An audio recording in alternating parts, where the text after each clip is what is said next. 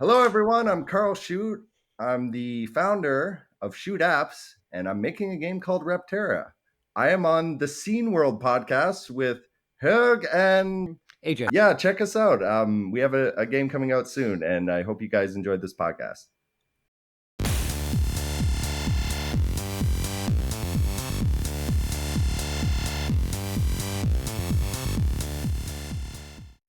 Hi, it's the Scene World Podcast. I'm this guy, and he's that other guy. And Hello. in just a moment, we'll be talking with Rob Hewson. So that'll be interesting. We've had the Hewson family on before. This will be the first time talking to Rob. That's exciting. Alone. Alone, yes. Right. In a dark alley where no one can see. Before that, though, there are some news things that we should probably talk about. Right.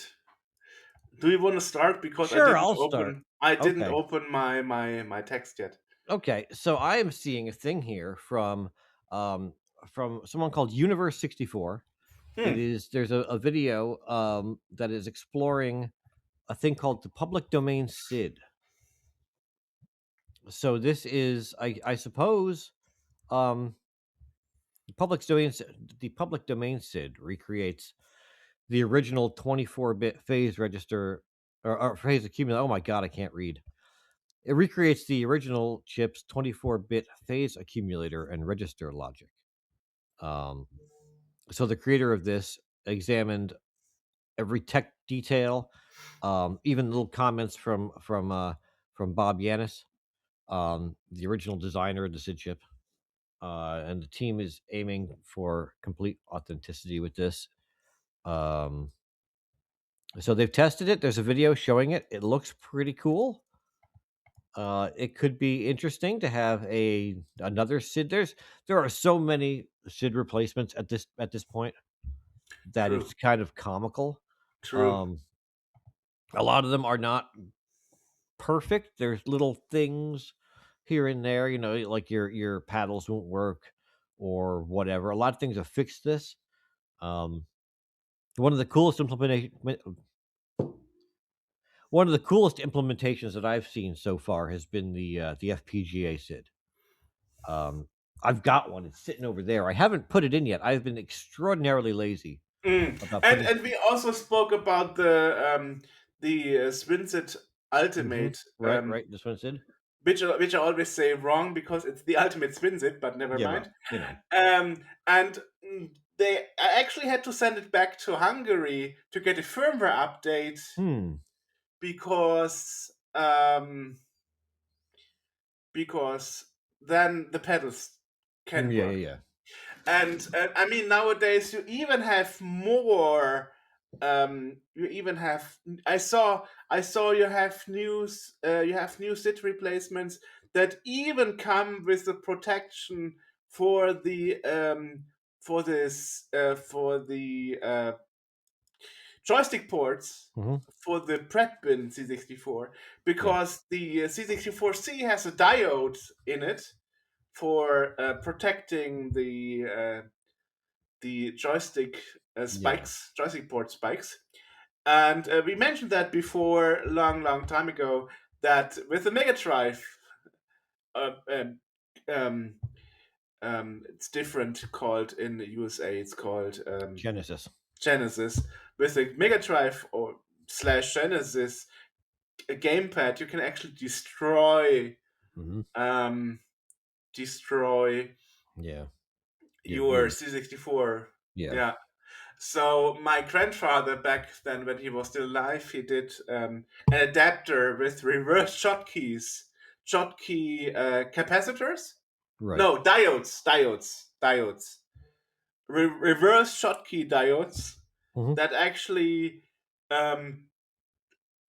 smoothens the voltage spikes the input spikes. Yeah, I think you can probably get those now. I think some online stores probably sell that sort of thing. I know that there is I don't know where it is. There is a little gamepad controller that is made for the 64. I've got one on this because I hate joysticks.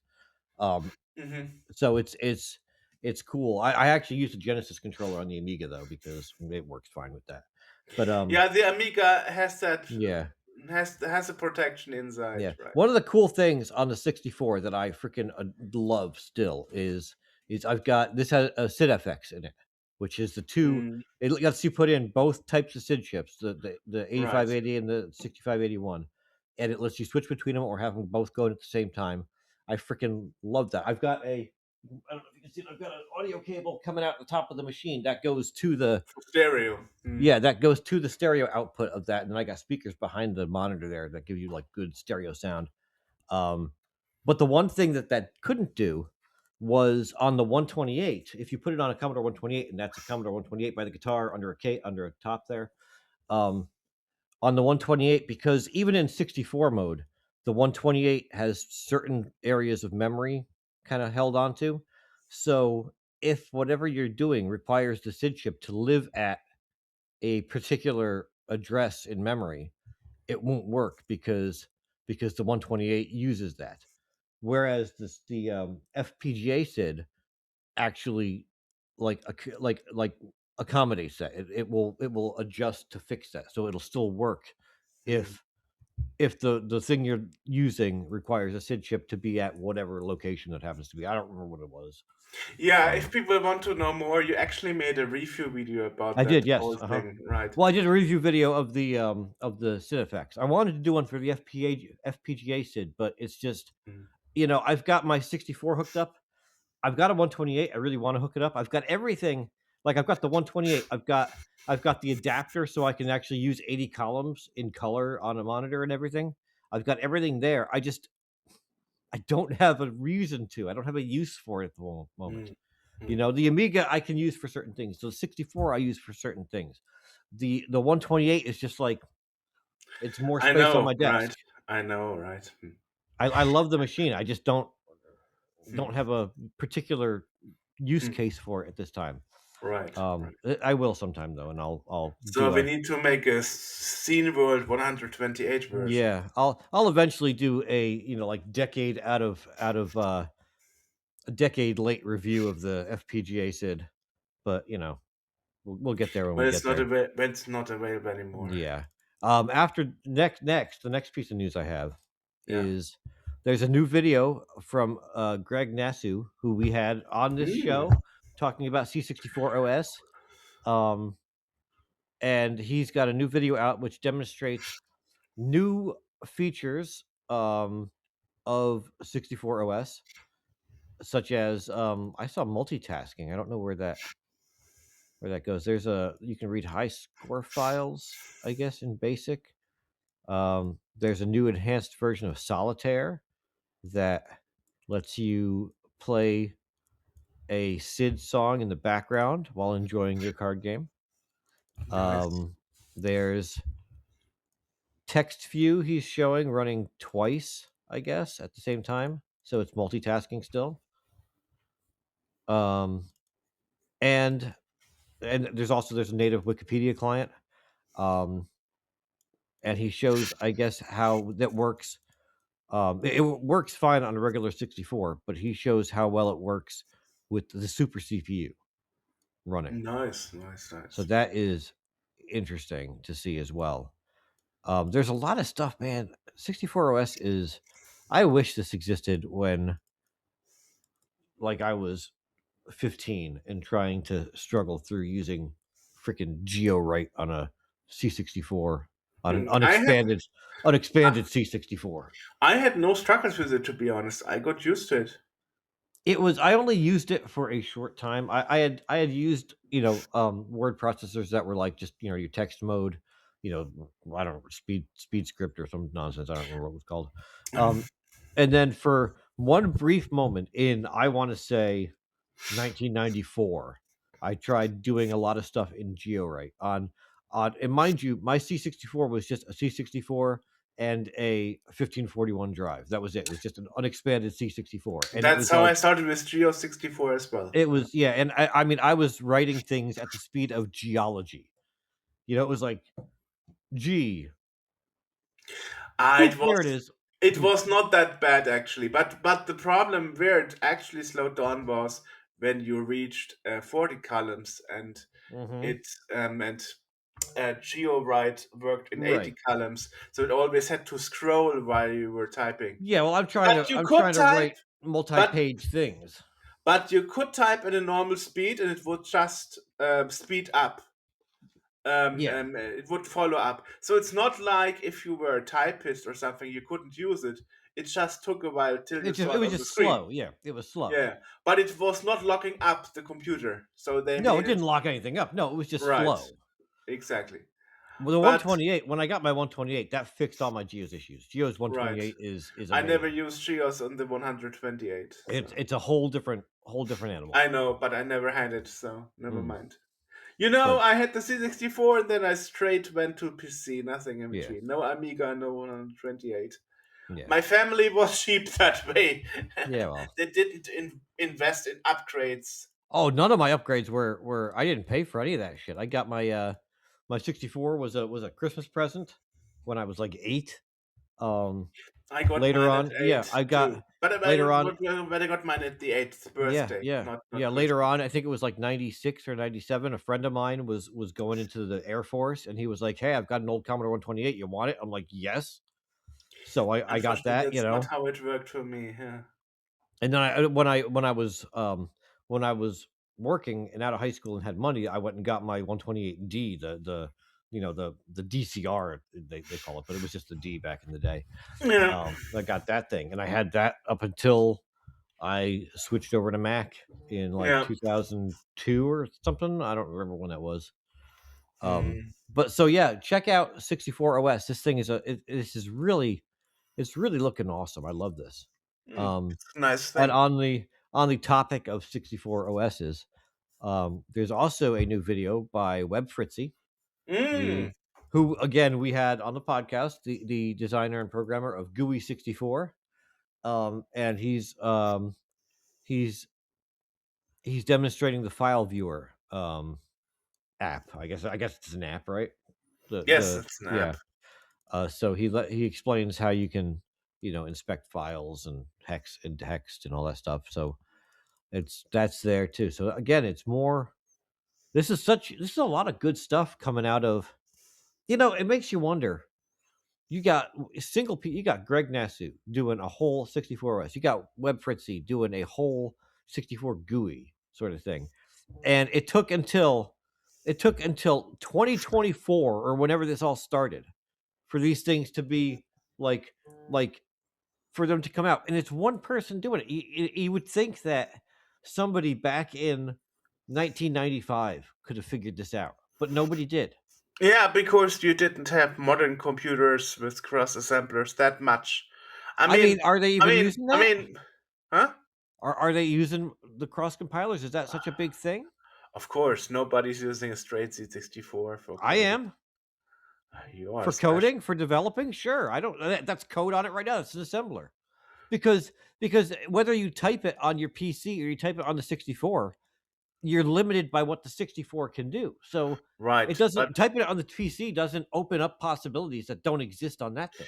well, it does because you can things easier check on the I can go online and look up things and troubleshoot and for stuff example, easier. for example, Whereas in the olden days, I would be searching through freaking the books. programmer's reference manual and I stuff, know, trying to I figure know. out what I need. And now I can just go online and be like, "Yo, how do I do Right, this?" And right. it's right there.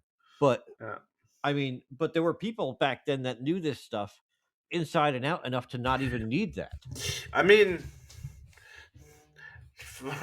our Maxis is the best example when Richard was like, I will update our toolchain. We will do everything cross compiler. And then, like, okay, I had to look at it. We won't. Yeah. Mhm. Yeah. And then you Um, had people like Pavel who were like, I will not use any of the modern stuff. And then you have people like Andrew Fisher is like, I don't care. Whatever works is fine by me. I don't mind. Yeah, right. I don't mind using the tools available now are much better than they were back in the day. I don't code on the Mac because because the cross compilers don't make much sense to me. I prefer doing it there, but there are some graphics editing things. There's a Petsky editor called let me see if I can find it here. There's a graphics app called Dithredo that I like. There's a Petsky thing called, if I can find the thing. I've got too much junk in my applications folder. I don't know where it is. Petmate 9. There's a lot of stuff that will let you do this on another machine, and it doesn't necessarily make it easier, but it lets me do though is work on code and stuff on one machine on the 64 and then tweak my graphics that I need on something else, so that I don't need to, because the 64, you're either doing graphics or you're coding, or there's no doing two things at once. Here I can do two things at once. I can work on that, come back here, work on a graphic, be like, I need to change how that sits on there, and just kind of flip it around and do all that stuff that would normally take way longer just using one machine. That's actually one of the benefits of GEOS.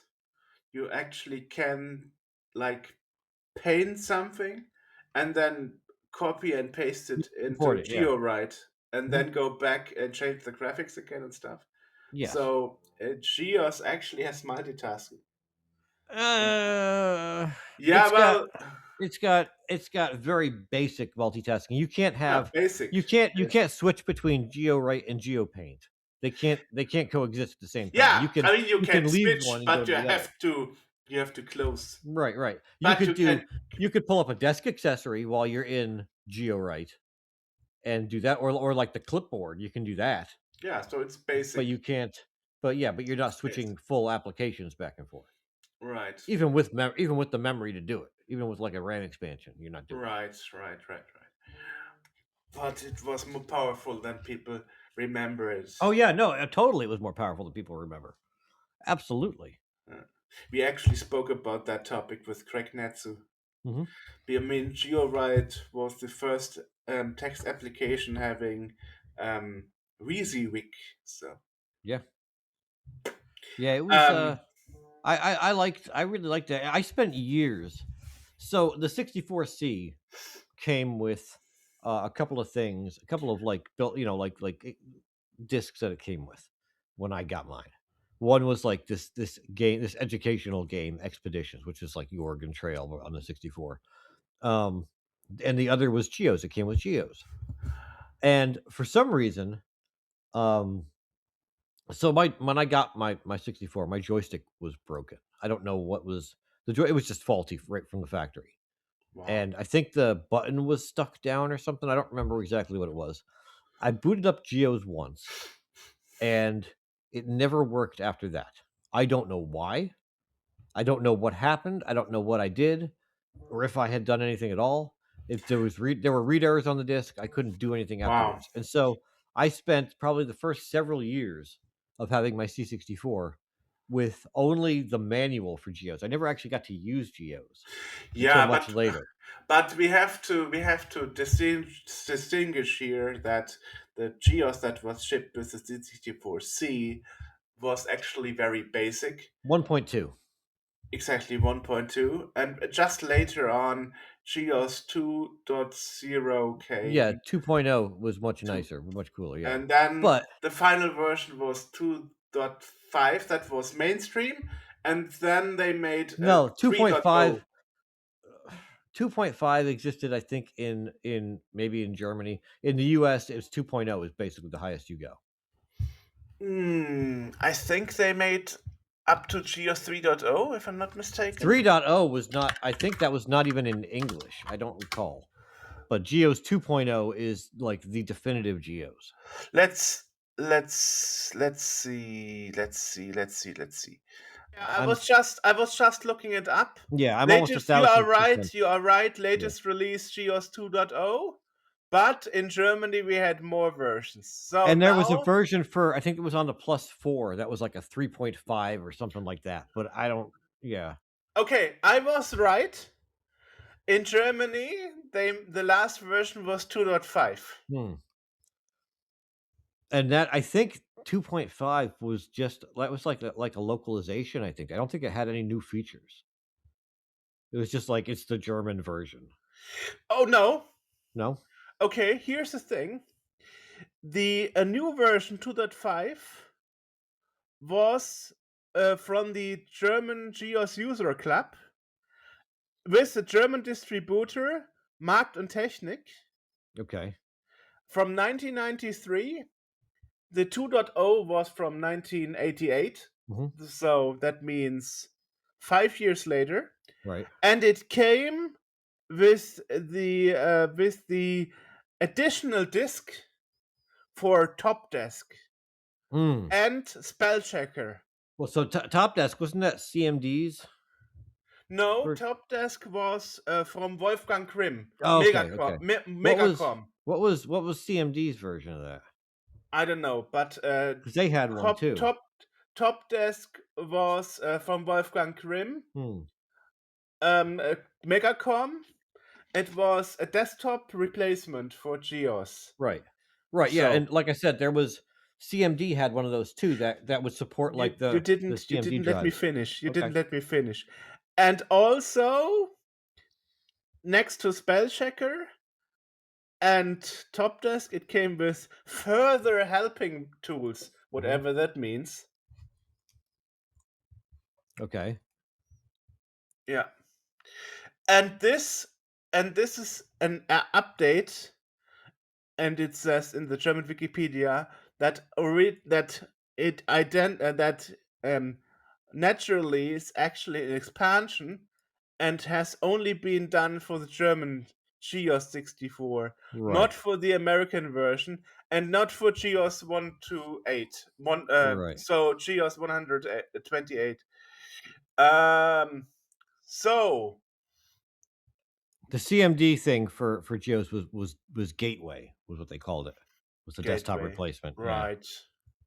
Yeah. And I think they had the rights to GeoS after Berkeley Softworks, and then they bought the rights for and then Morris Randall got it after that. Bought it. And then he disappeared into space. Yeah, but Morris Randall is a weird person because he made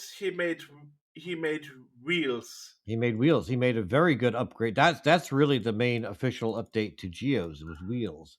And in America, in Germany, Wolfgang Grimm and Florian Kummert made not Florian Kummert. Now I forgot his name. Yeah, it doesn't Wolfgang matter. Grimm that guy and some other guy. And yeah, the other guy did.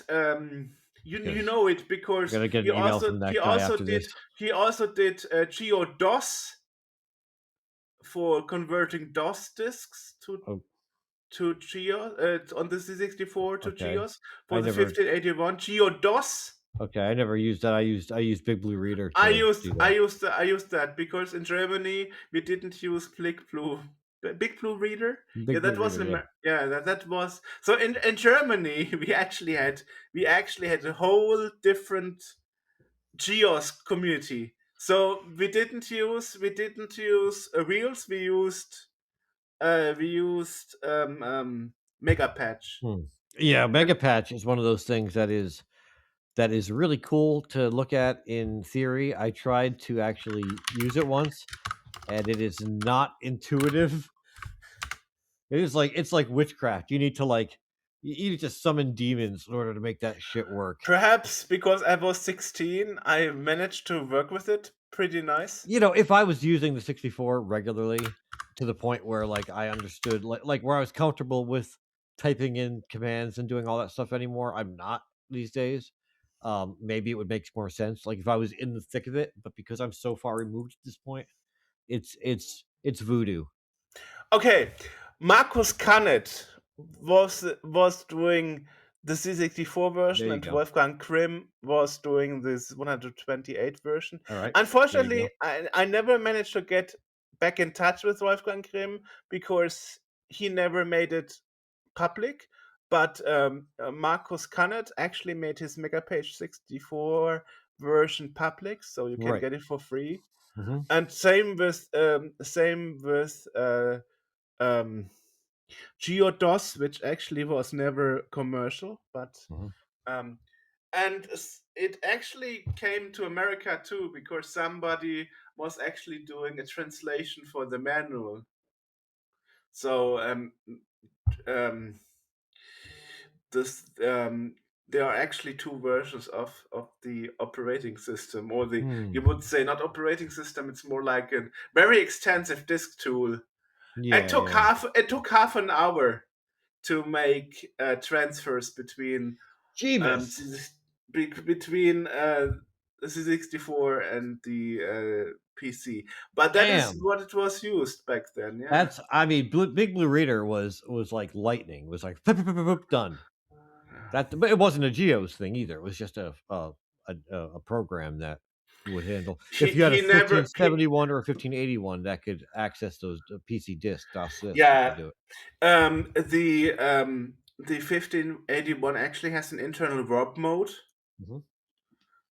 Yep. But he never took use of that. Yeah. It's yeah. I mean, we are talking here about 98, 99, and I remember when we started with Cineworld in the year 2000. The big struggle with working on the DiskMac was there was no technology to make stuff work on NTC and POM. When I was in high school, Big Blue Reader was such a cool thing because I would start working on a project on one of the computers at school, and then I'd save it to a disk, and I could take that home and continue it on my 64. And I was like the only person. A lot of people didn't have computers when I was in high school for some reason. It wasn't that long ago. It wasn't like I was in high school in the freaking 70s or something. Like this was like the mid late 90s, and yet I was like the only person that would bring in a paper printed out. But there was actually something. There was a thing where viruses got on the computers at school, and I was immediately marched down to the office because I was the only one taking discs home and back. And I'm trying to explain to them, dude, I've got a Commodore 64. Like I don't have any. You can't get a virus on a PC from a Commodore 64. But nobody believed me. I think I got blamed for it, but they couldn't prove anything. So, but yeah, it was this big thing. Like this guy knows how discs work. He's a witch. Like that's. I tried to explain to people that don't understand how computers work that, like, no, I have a Commodore 64 at home. I'm not giving your PC viruses. I think I just wasn't allowed to bring discs back and forth anymore, which, okay. Less work for me. Yeah. Well, so I bought Megapage 64 and I bought Reels. So I also bought Top Desk. So I have all three applications. All right.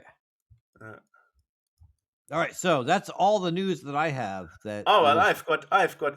Well, we should probably do that so we're not here all day. Right.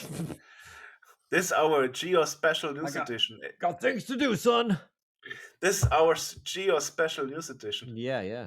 Well, at some point in the year 2000, I stopped using C64 as a daily driver. Me too. Yeah, that's basically when I started with Scene World, I was much more on the PC.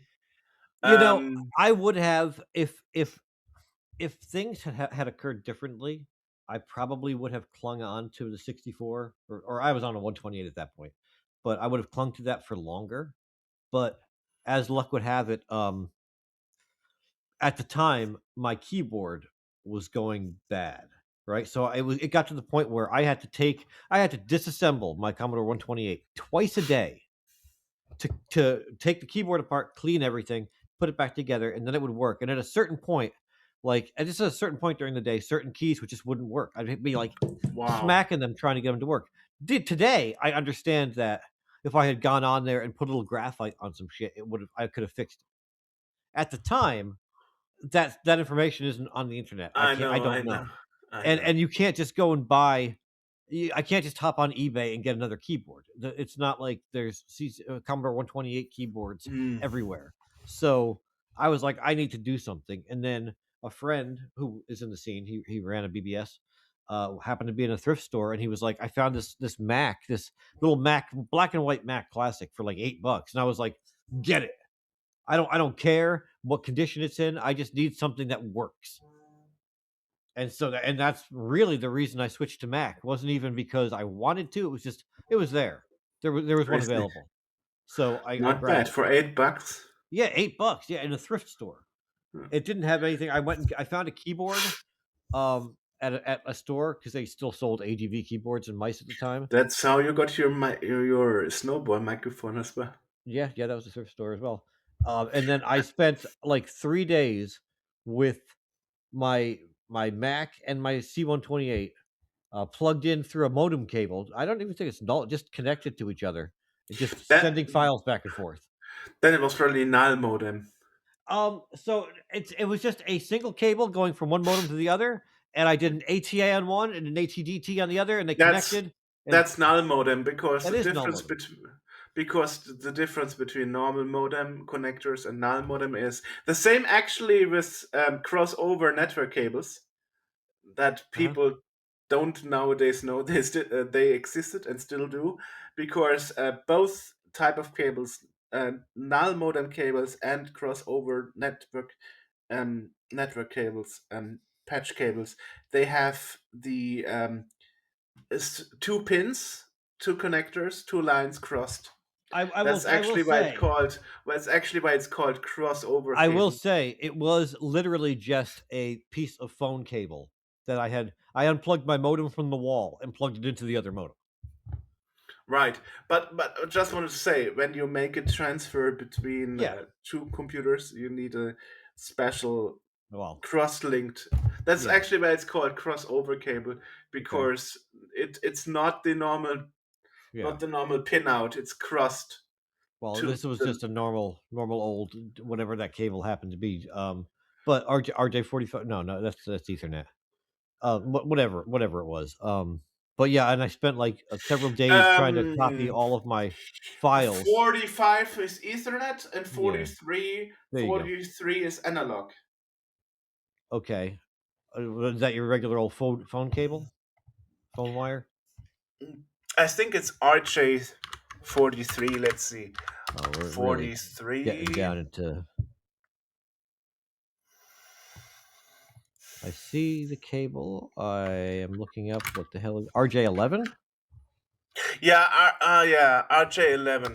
It was just an RJ11 that I unplugged from my wall phone jack and just plugged it into another modem from one modem.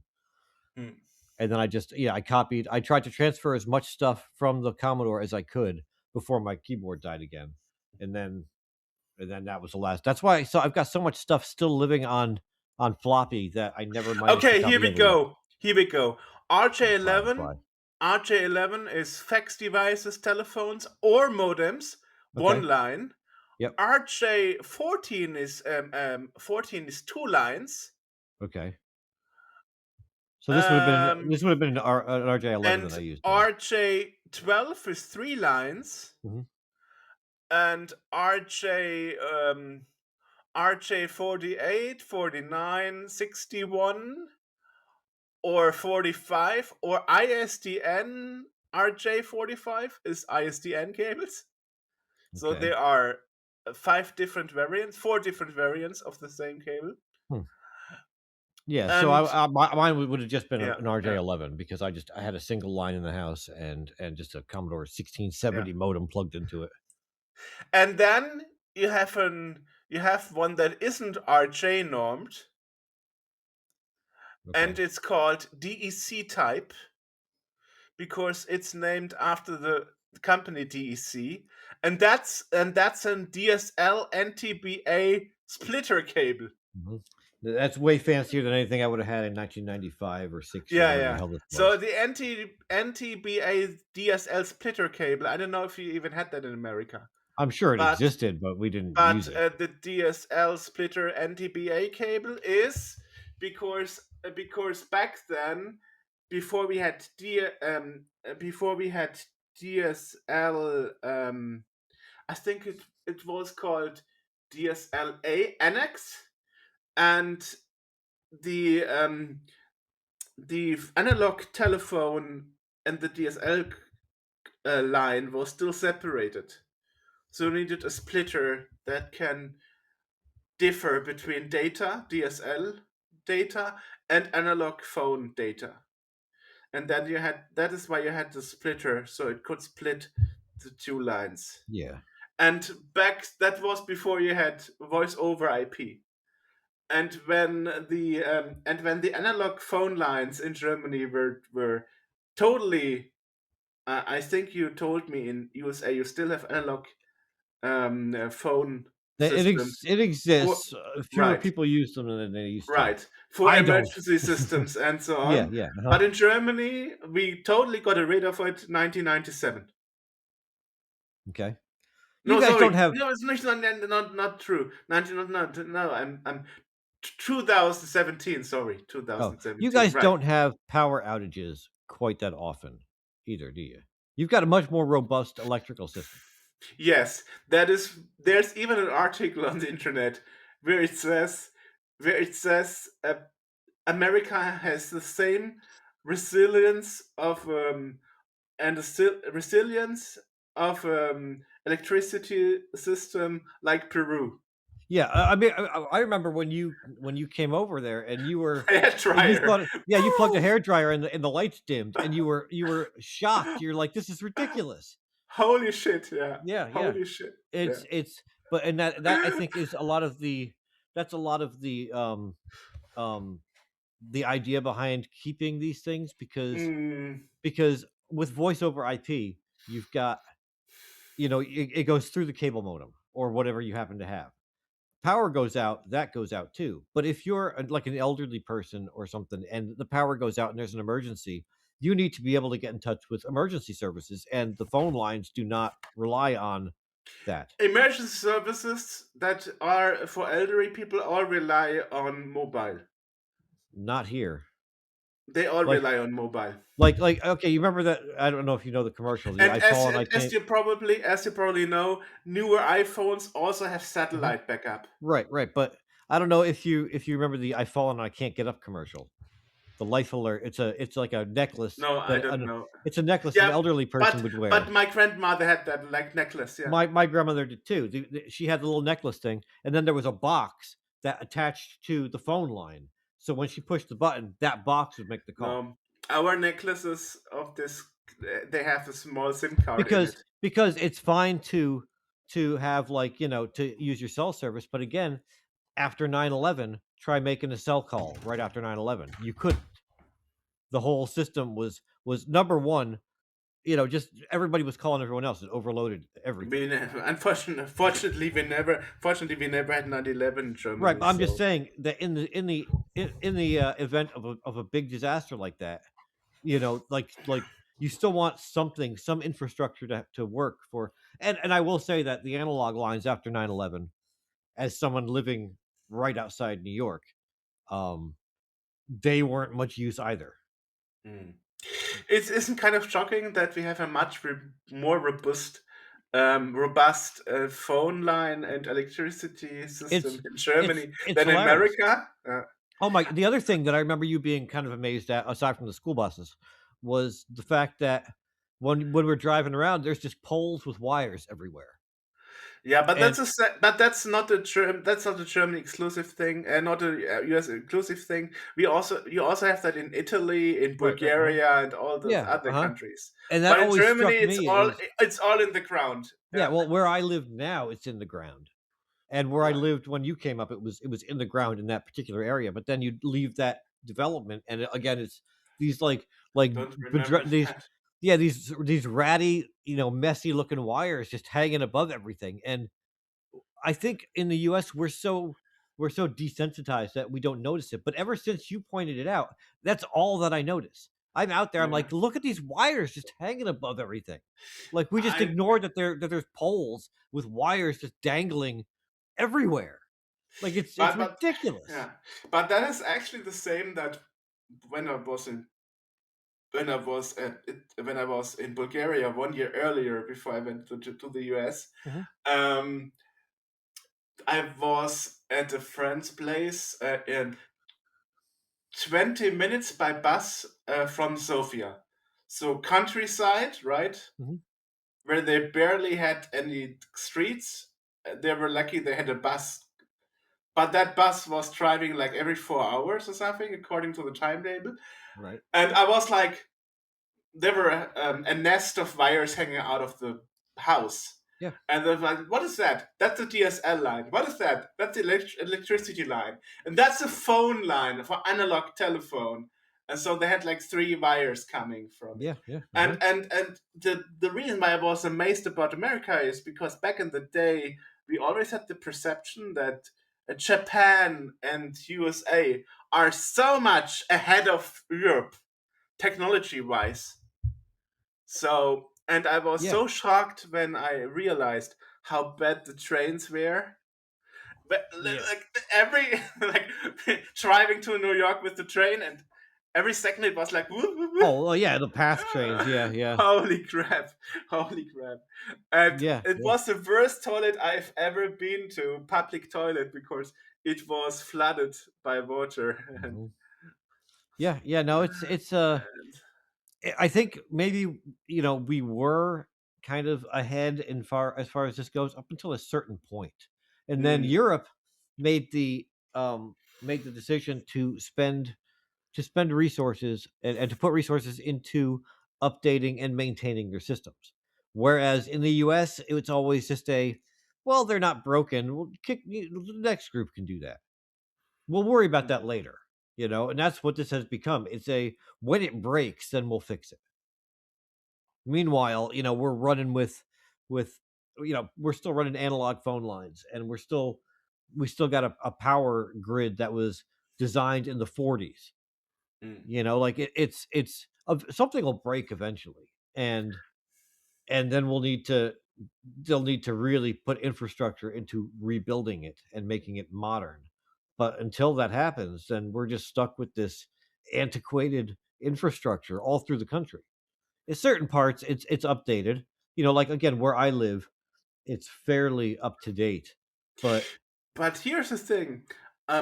On the flight to the US, the same year, obviously, because that was the only this time would have I been was in the this would have been US. 2009. This would have been 2009 for anyone. I was anyone out there. actually sitting next to a Polish person Yeah. that had burned arms and stuff, and was very burnt.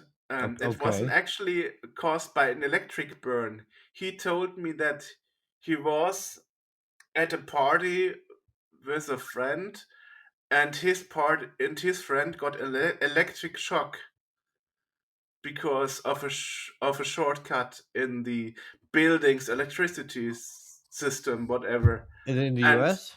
in the US, and he helped his friend of getting him away from the source, and that actually made the electricity go through his body as well. And it was like, Completing holy the circuit, crap! yeah. In Germany, that couldn't happen because since 1991 we actually have a circuit breaker inside our fuse box. Whenever electricity tries to enter your body, it's detecting that, and it's shutting electricity in the whole flat, like in a fraction of a second. And I actually had that myself because my hair dryer exploded in my hand. And I saw how a light bow tried to enter my hand. And before it could enter my hand, the electricity went off. And the circuit breaker actually activated. And and upgrading your existing fuse box costs like 20 euros, pretty cheap. And any electrician can just update your fuse box in any older flat as well. So it's a no-brainer to have that. And it was not a cheap hair dryer; it was one from Braun, so very top-notch brand, typical German brand. And somehow, and I saw it because the cable melted. Okay. So somehow, the hair dryer's own protection mechanism didn't work anymore. There are things like And I'm that. shocked. And I'm shocked that in America there is no. I don't know if it is nowadays, but back in 2009 it wasn't. I don't know if nowadays you have a protection system in your So fuse so box. so there is, you can do that. The thing is that Mandatory. it's not required, right? It's not mandatory, right? So a lot of people will probably opt to save that extra little bit of the extra couple of bucks by But just it's life throwing in. saving. It's life Yes, saving. right. But a lot of people, but again, the argument that a lot of people would have is my everyone I know has lived in a house with a regular circuit breaker box. Why would I upgrade? No one's ever. I Well, don't know anyone that's It ever happened died. to me. It happened to me. Right. Well, that's the thing. It's always I don't know anyone that happened to, so it's not going to happen to me. Even if I did know someone it happened to, it wouldn't happen to me. Right. So there's just a, and people will kind of rely on, they'll trust, again, your hair dryer probably has a little breaker built into the plug where that'll No. detect over voltage. No. Really? No. Oh, mine does. But I know. Yeah, Not that I know. I That's don't use a hair dryer, but I my know. my I significant other does, and it's got a little I breaker know in the you plug. bought one just for me on that week. I know that. Yeah, you Did bought I? one. You went to the store and bought one Yeah, because but did we send it home with you? I don't remember. yeah, you bought one and Yeah, I remember that. uh, Yeah, I remember we went and yeah, got one because you didn't have one. But that's not the yeah. one. That's not what I've got. No, this is a different But different back then, significant other, different 2009. hair dryer. Anyway, but I remember that the circuit breaker was inside the hair dryer, Yes. and there was actually a label on it saying "Do not use inside a bathtub." Uh-huh. Yeah. Yep. There's also a Um, little circuit breaker inside the outlet in certain spots. Kitchen and bathroom outlets usually have a little in breaker Germany, in. nope. Right. Uh-huh. But Because that's the lengths that we'll we have go. it. Yeah. Right. That's the lengths that we'll go to in the U.S. to avoid having to do it at the source, having to But fix that's everything. stupid. We'll just do it. It is. I don't disagree. You're not wrong. Why not? Okay, so instead of that, you have it actually in the hair dryer Uh-huh. or in the power outlet, which is stupid. Yes, or in both places. Yeah, you have two protections. Yay! Mhm. Yeah, Yeah. yeah. It is monumentally stupid. But again, this is a country that has to put a sticker on a hairdryer saying don't use it in the shower. Well, it's set in the bathtub in this Well, case, yeah. but basically the same thing. Yeah. Yeah, right. So yeah, Yeah. it's Actually, you're right. They forgot to mention the shower. yeah. They should have I put can that in shower the with my name. hairdryer. Yeah. Well, Yeah. now they will because they could get sued for that. Like Someone will that. try it. Right. Anyway, Yeah, we're really digressing here. yeah. First in Geos and now in Yeah. power circuits and fuse boxes and uh, circuit breakers and stuff. Anyway, let's go Yeah, back to the to news. news, things Yeah, happening in the yeah. world. Yeah. So, Commodore Spain presents Ludiana, a new arcade game for the 64, developed entirely with Gary's Kitcher Game Maker, and it can be, well, you can get it from Amigatronics. Um, well, other news is VCF so-called signs are open for next year. Oh, hey We now. actually we had them on they are the Diederichs, and we had them on the show where John was co-hosting the episode. Right. Yeah. Yeah, and other news is CD Projekt Red is teasing more new content for Cyberpunk 2077 on the Oh. 5th anniversary, which is interesting because originally they said with Phantom Liberty it will be the last update, but now they are hinting there could be more. Hmm. Yeah, and Nvidia made the decision to re re-include, or they say restore Fuse X support. I don't know how you say it in English. Do you say physics? Like physics? I think it's Physics. physics. Physics, yeah. Physics support for popular games. Uh, just to make the background info here. In 2006 and so on, there have been games that used a special physics engine that was exclusive for NVIDIA GPUs, and it would utilize also a physics program that would make a compatibility layer to AMD graphics cards or nowadays Intel Arc. But the difference is if your NVIDIA graphics cards doesn't support physics hardware related, then the calculations are done by the CPUs. And despite modern CPUs are a lot faster than 20 years ago, it's super slow. So whenever you have smoke or whatever physical particle effects in, let's say, Batman Arkham Knight, for example, the frame rate is dipping like 15 frames per second or whatever. So like a slideshow.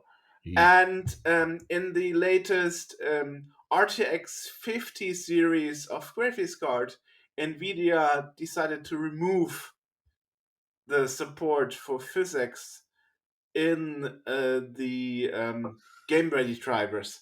Okay. And obviously, the backlash was so big from the gaming community that they started reintroducing it for popular games.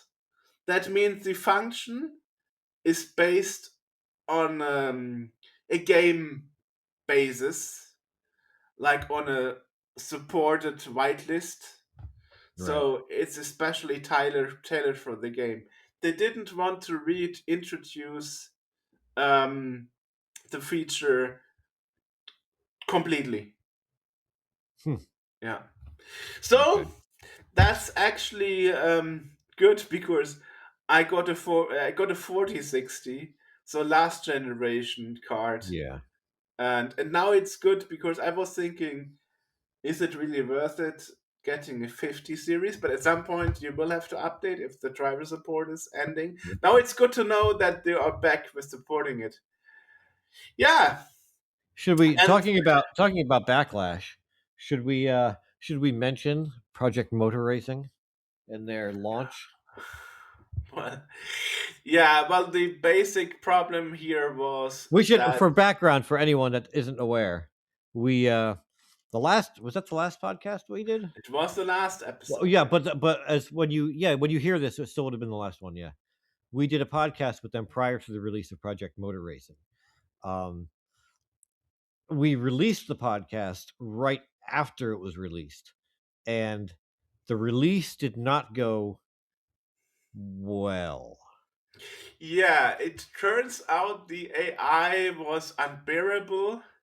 It turns out the controller support wasn't very good, so you couldn't really control the car very much if you didn't have a wheelbase, a steering wheel, which is surprising because those two parts were especially mentioned during the interview that they will put attention to that two things next to the third thing, which is the physics engine being realistic on the console ports as well. Yeah, Yeah. So we opted to release the interview um, as it was, even though we were already seeing the beginnings of the backlash as they released it, and right, we figured we had a small discussion like should we like how do we deal with this, and we just figured like we'll just release it because what they what we were told in the podcast is not on us. We right, didn't have like an advanced copy of the game. We hadn't played this, so So everything that we're getting is from the developers. I even pre-ordered it. So, right. Yeah. You did. Yes. Exactly. Yeah. They asked me during the interview, "Did you Right. actually pre-order?" I said, "Yes." And we spoke to them. I mean, within it was like a week or two before the release. Like It they were was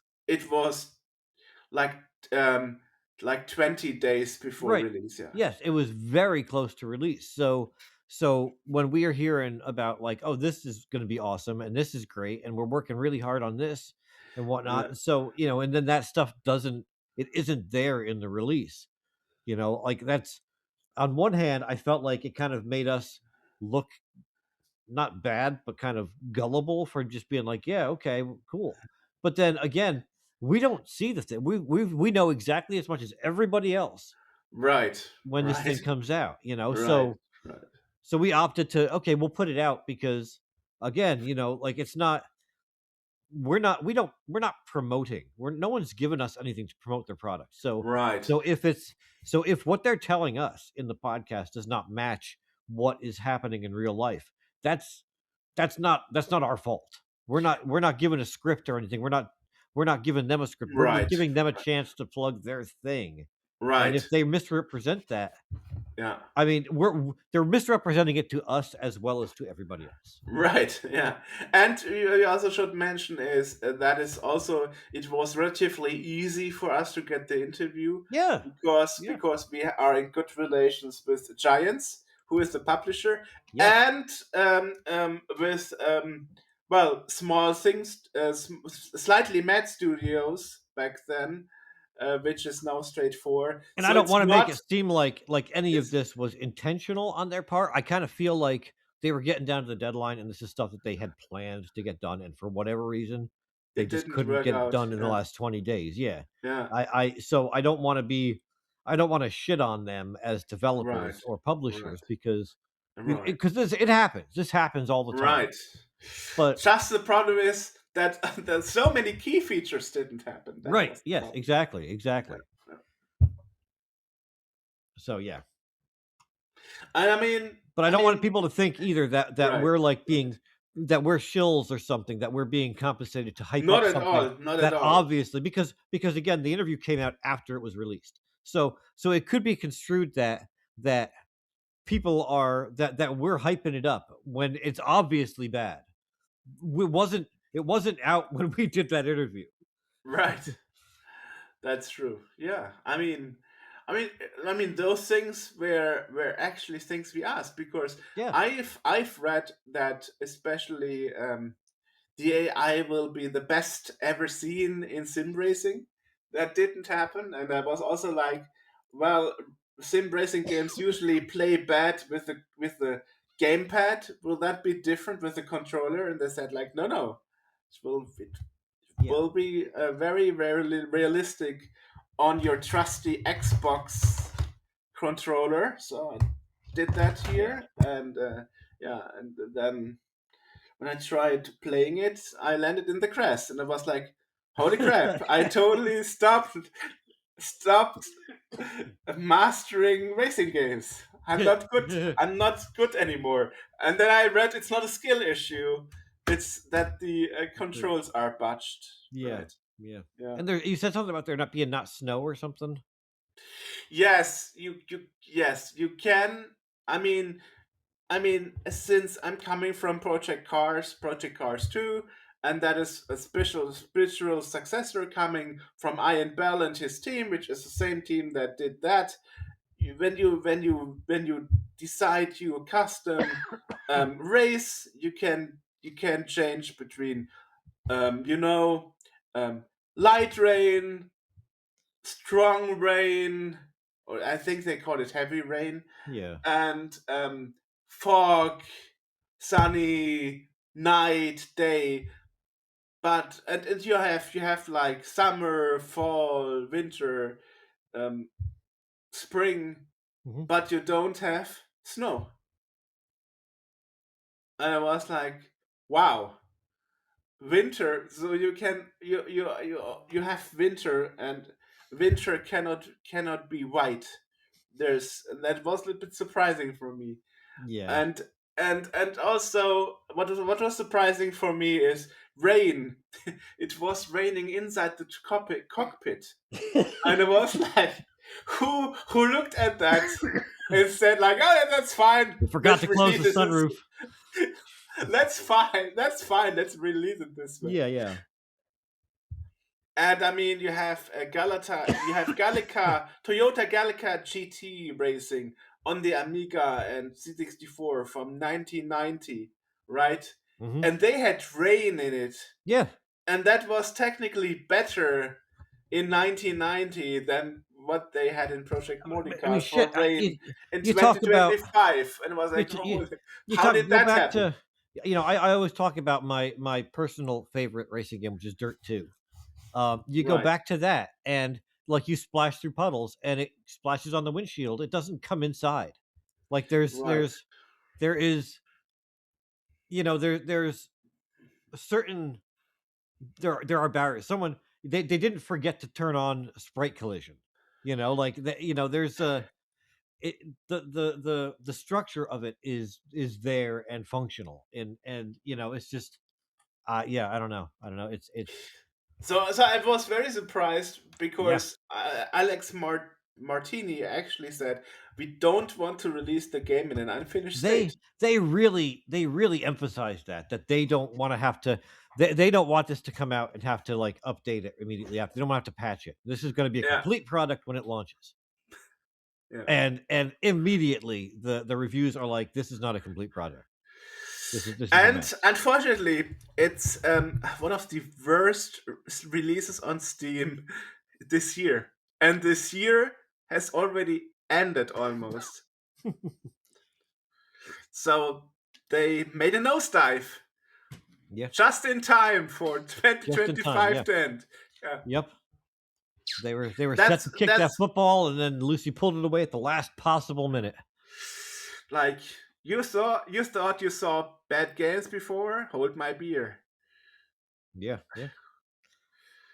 Well, and I mean, this is coming in a time where you had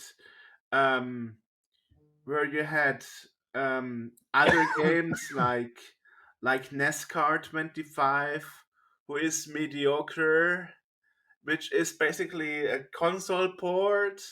Yeah, I like it, but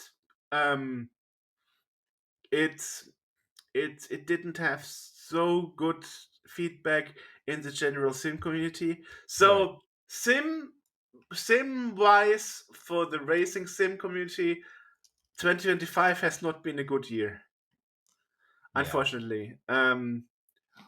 And this is surprising because NASCAR 25 is done by iRacing, one of the major sim expert game dev team.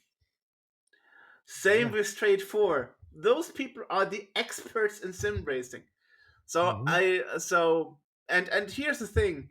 I mean, we have spoken to Giants, the Swiss publisher, a couple of times in the past 10 years or something, and they never stroked me like they would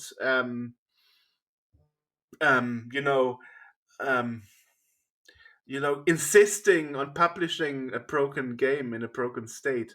So I'm not sure if that is on Giants. I highly doubt it. I would probably in my mind, they would probably have said like, come on, give it another 3 weeks. You know, I mean, it's not even Christmas, so it's not like hey, Christmas is next week, we have to get this out now. Yeah, right. And the fact that they fixed all those issues in like 5 days later in patches shows they already worked on it secretly or something. So I guess the head of the game, Ian Bell, has released a statement saying that some bugs crept into Project Motor Racing as a result of the team working long shifts until 4 a.m. to get the first patch ready. Crunch. Even though the original version of the game was, in his words, a solid build. But it wasn't. Obviously. He also said that every game we've ever shipped gets panned, then gains traction, then is loved. So I guess they're still banking on this kind of salvaging itself. And you know, to that extent, I hope that it does. I hope that they're able to fix it, and it does like it does a No Man's Sky and turns itself around. Cyberpunk 2077, same Right. game, yeah. Yeah. But yeah. But we mentioned that Cyberpunk 2077 went a step ahead and also increased the system requirements. Yeah. That means people who bought the game 5 years ago can't play it anymore on their hardware from back then. Yeah. We also mentioned that. I hope that's not. I hope that will stay an exception. Imagine you paid for something and then you can't play it anymore 5 years later because the company was like, "Yeah, we changed the system requirements for our game." Yeah. And to this day, Cyberpunk 2077 is the only case I know where the system requirements just changed with a new update. Yeah. Wow. Okay. Anyway, but this is really we're gonna need to cut some stuff because we're like at like an hour and a half. This is ridiculous. I mean, we could keep it that way. I mean, we are on Dreamhost. We don't have any space. Yeah, but do people really want to listen to us jabber about bullshit for? I think we could probably cut down some of that geos. Really? Yeah, I mean, there's a part where we're searching for stuff and whatnot. I think we can probably remove some. But that is only like 10 minutes or something. Still, that's 10 minutes. It's 10 minutes of an hour and a half. That's still. I will have a look when I put that in. Anyway, when I edit the audio and stuff, I'll try to clean it up a little bit too. I mean, it's probably faster for me in Descript because I have the script in front of me. But yeah. Well, it'll be easy for me because we stop recording and start up again right in the middle of the geos thing. So I'll know exactly where it is. I don't have to go listen. Well, at least on the way I got the cable problem fixed. So yeah, and I make sure to put the other cable to recycling, so I'm not using it accidentally anymore. Yeah.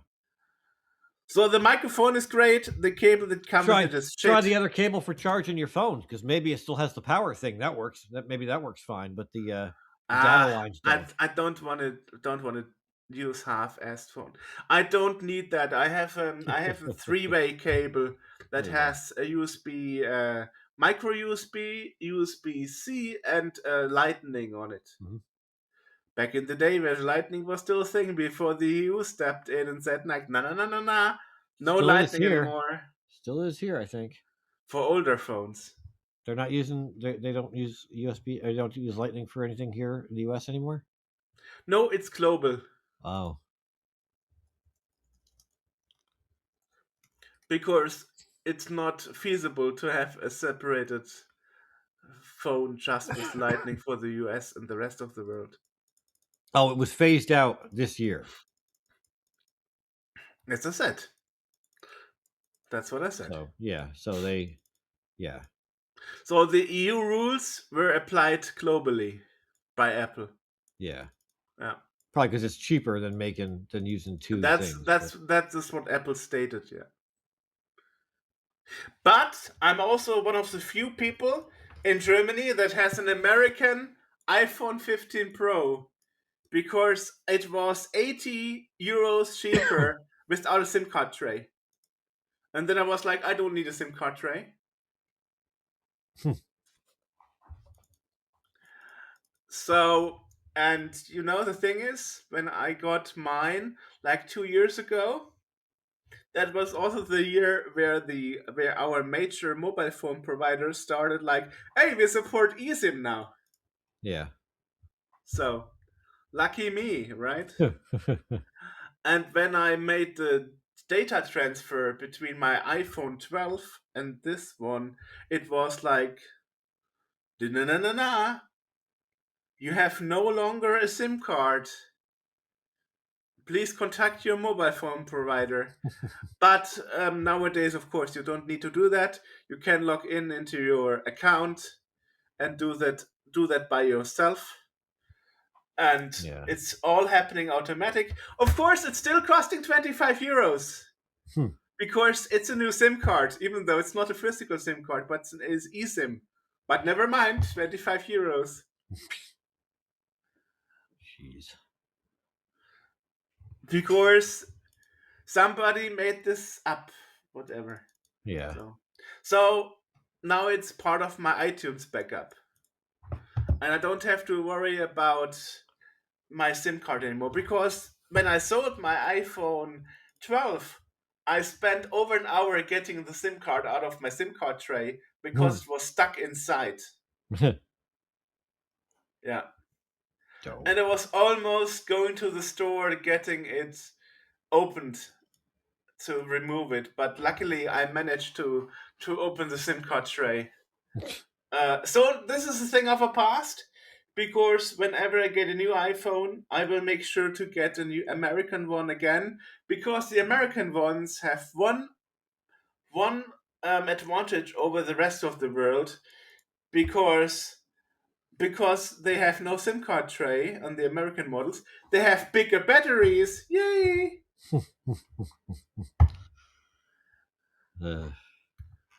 Yeah. Though the American models are even better because they have a longer battery life. Yeah.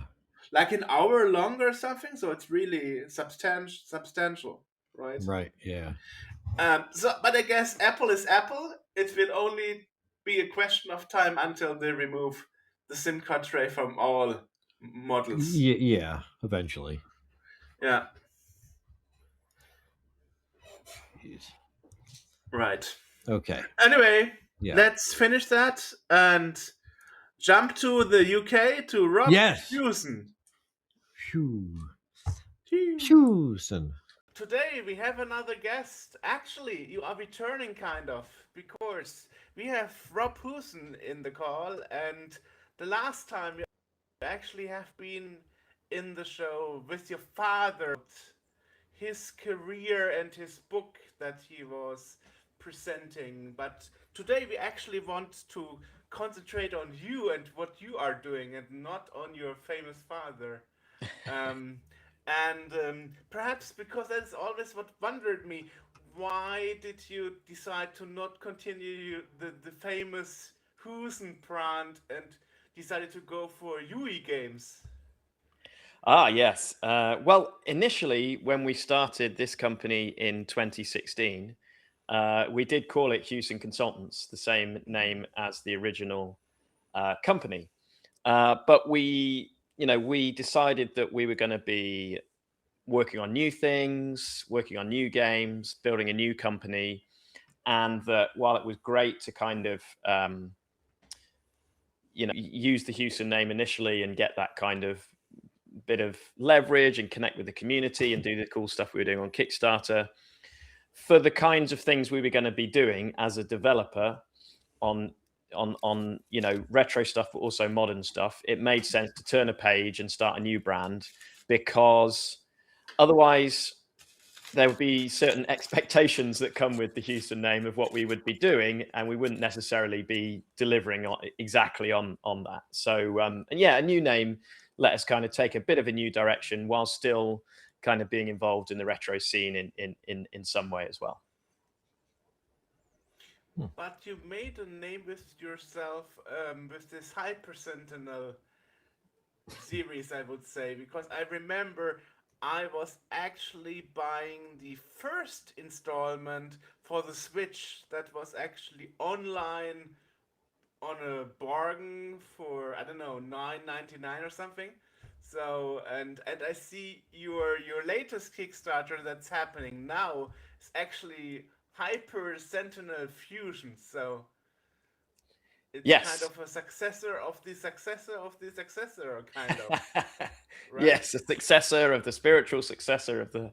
Yeah, absolutely. So listen, we had so much fun making the original Hyper Sentinel, and it's really great to see the community, the retro community, enjoying that game. We've done, since that came out in 2018, we've done a physical version on PS4, we've done a physical version on Nintendo Switch. as well as the digital releases. And we were talking to Jonathan Port, aka 456 Pixel, who's our development partner on both games. He's really the lead developer. And we said, look, how would you feel about doing a new Hyper Sentinel? And he's like, yeah, let's do it. I think I'm right. Or did he start doing it? I can't remember. Maybe I've got that back to front. But yeah, we were like, well, what would we do for a new Hyper Sentinel? And initially it was kind of like, well, the original Hyper Sentinel was inspired by 8-bit. What if we do something that's more inspired by 16-bit? What if we do something that's more Amiga, that's more kind of, Iridium 2 kind of style, and that was the starting point. And we talked about having procedurally generated levels so that they change every time, because that's something cool that we can do these days. So Jonathan just got to work on a demo for that, and when he had something that he felt was cool, he showed it to me and Peter Gomer, who's our head of design here at Huey, and we just kind of we loved it, and we was shooting all these ideas around.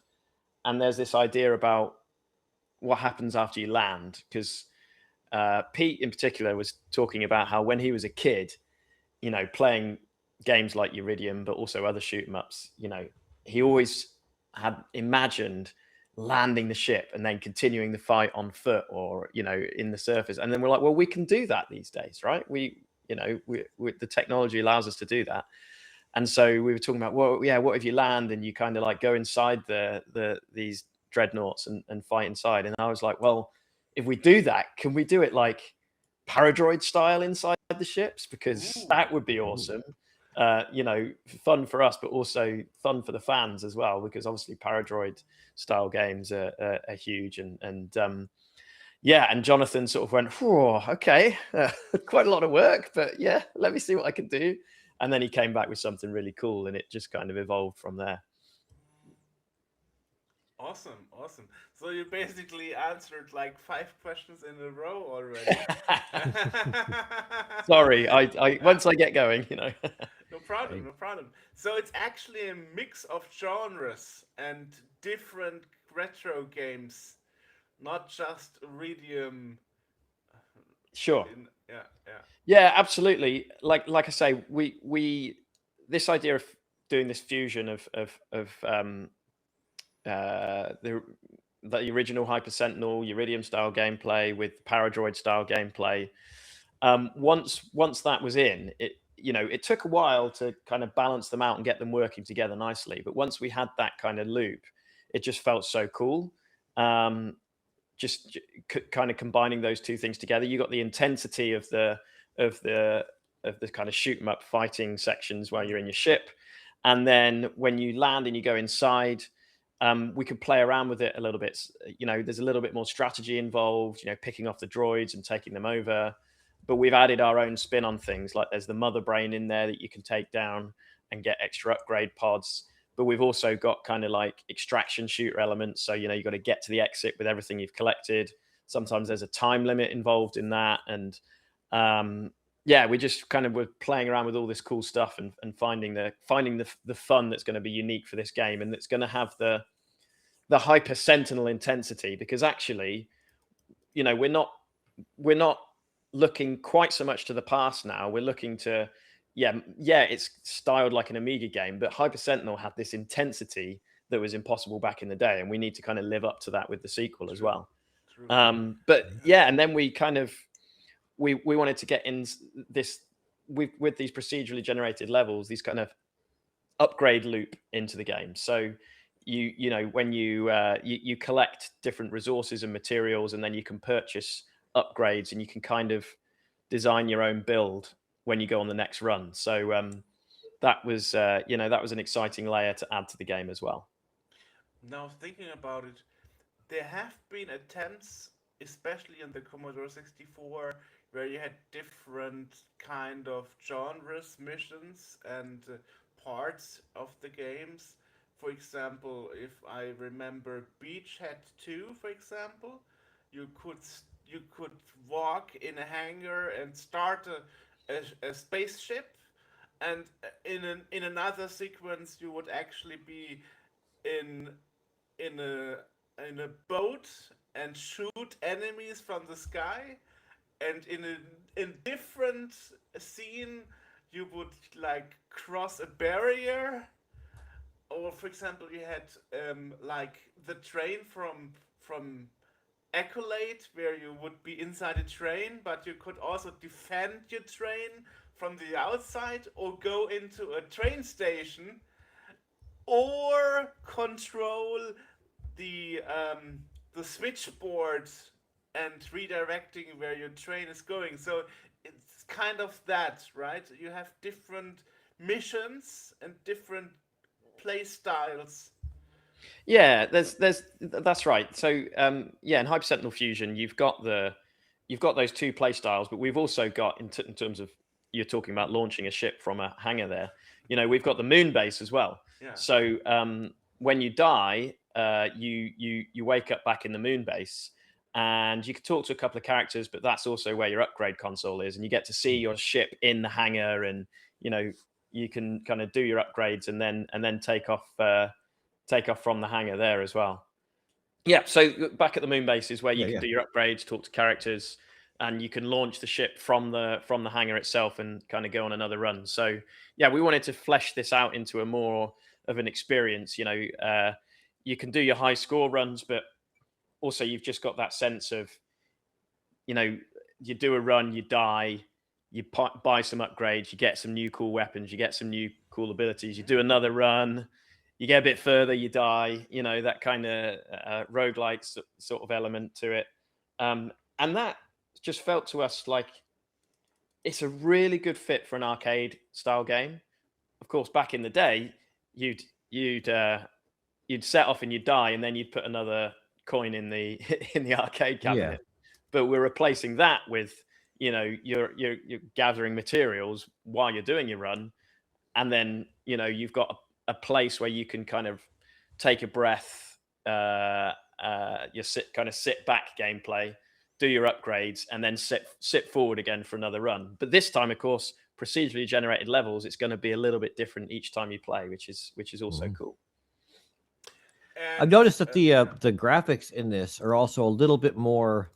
Well, again, you said the original, you were kind of leaning towards the 8-bit and that aesthetic, and this one leans more towards the 16-bit. But you're not bogging yourself down. You're not handcuffing yourself with the 16-bit, because there's like dynamic lighting and shadows and stuff like that I see in the gameplay footage that you wouldn't have in a regular 16-bit game. Yeah, absolutely. We think of it as what we call neo retro. So we want people to get the nostalgia, the feel, that kind of like warm glow in your heart when you see the game, that it tickles that kind of nostalgia, but at the same time to take it to a new level and kind of that's the neo part of neo retro, right? That takes it to a level where perhaps back in the day that's what you imagined it looked like, or perhaps you sort of remember it looking that good, but of course it didn't. When you go back and play it, it's like, oh, this doesn't look as good as I remember. But we want this to look to kind of feel nostalgic, but look as good as you like imagined it looked, or remember it look. And the dynamic lighting, for example, just adds a huge amount of atmosphere to the game, and it adds to that sense of tension. It adds to the kind of dark stealthiness in those droid sections. And there's a whole lot of other stuff like all these beautiful particle effects and smoke and bits of debris flying off that, again, you wouldn't see back in the day. But that's the neo part of it, right? We're taking that retro experience to a new level, and you see it all the time in modern retro style games, right? They don't hold themselves to the limits of the old technology, but it's a style. That's the way that that's what we're looking at. It's a style, and it's supposed to evoke nostalgia, but like you say, not have your kind of hands completely tied by trying to restrict it to what those old machines could do, because that's the point. This, the ability to land and then go and explore inside, things that perhaps you couldn't do in the way we're doing it back then. Right. It's taking it to the place that you imagine that it might have been back in the day. Right. I feel like a lot of developers who kind of focus on these retro-ish games get bogged down in the it needs to look like this, or it needs to, you know, without realizing that, like, aside from just the way it looks, the gameplay, the way these old games played is also like a big thing. And a lot of developers will kind of forget all about how it plays to make it look like a 16-bit thing. And that's something like you said, you're doing things that you couldn't do on these old machines, because now you can. And, you know, of course, why wouldn't we do that? Yeah, absolutely. And it's the same with the controls. You know, the controls are super fluid and slick, and, you know, take advantage of analog controls that we didn't have back then. The enemy formations, you know, the number of things we can throw around on screen. You know, if you limit yourself with those, then it's just going to be, you know, it's not going to be the game that we want it to be. It's not going to be Hyper Sentinel. Even the original Hyper Sentinel, you know, it looked like an 8-bit game, but it still had some element of that neo retro where it's doing stuff that were impossible on those machines. Yeah. So yeah, and we want that intensity. That was one of the things people loved about the original Hyper Sentinel, was the intensity of it. And yeah, that's something we're really focused on for the Hyper Sentinel Fusion. Interesting that you mentioned the controls, by the way, because what many people don't know is that the C64 and the Amiga actually supported analog joysticks, but no game and almost no joysticks were made to be analog. Oh, wow. So I didn't even know that. Well, there you go. You learn something new every day. Wow. Yeah, because it was the analog joysticks, and there were only 2 games that I know on the Commodore 64 that actually had support, and that was Shadowfire, which was an RPG, and Flight Simulator 2. And oh, did FS2 support that? Yeah. Oh. There was a special flight stick, but it was more common on the Atari 800. Okay. But what they basically would use is the analog registers from the SID that were also used for pedals. Yeah, and the mouse and stuff. Yeah. Yeah, exactly. So, but for whatever reason, joysticks were never made analog, or very, very few. It's the same reason that everything was made for a 1541 drive, because not everyone had it, and, you know, you could assume everyone had a joystick. You know, your basic micro switch 4-direction joystick. And I forgot a third game, Revs. Revs was a micro BBC port, and the original Revs only supported analog joystick or keyboard. And only when they did Revs Gold, they added digital joystick support. Wow. Yeah. So there you go. Yeah, you learn something new every day. Nerd. Absolutely. Yeah, that's what it's all about, right? You know, it's that's what we're here for. Yeah. You probably heard all those stories from your father already. Not about analog joysticks. Yeah, well, you know, I've when you read old magazines, you just sometimes stumble upon things. The addition of analog into controllers has really been kind of like a revolution, because before that, you know, with just your regular old, you know, a D-pad, anything, if you're playing I had years and years ago on the C64, I had a flight yoke for it, like a steering wheel. But of course, it's digital. So, you know, you're trying to make these small maneuvers with it, and it doesn't work, because no matter what you do, it's always like you're turning all the way that way and that way. It's actually functioning like that, thinking about driving a car. It's like either the gas is all the way to the floor or not. Yes. Or you're turning the wheel all the way to the left or all the way to the right, and there's no in between. Like, it doesn't translate to real life at all. No. Right. That's right. Yeah, that's right. Yeah, I mean, I remember just the Super Mario 64 and just running around in the front of the castle, just enjoying for the first time that kind of analog movement. Probably the first time I experienced analog movement quite like that anyway. Right. Yeah. Yeah. So yeah, those are the days. And today with PC, we are going back to keyboard for some genres. Yeah, absolutely. Yeah, it's interesting, isn't it? I mean, controls are kind of fairly standardized now, right? The controller evolution of controllers has finally settled down. keyboard and mouse has settled down. Nobody's.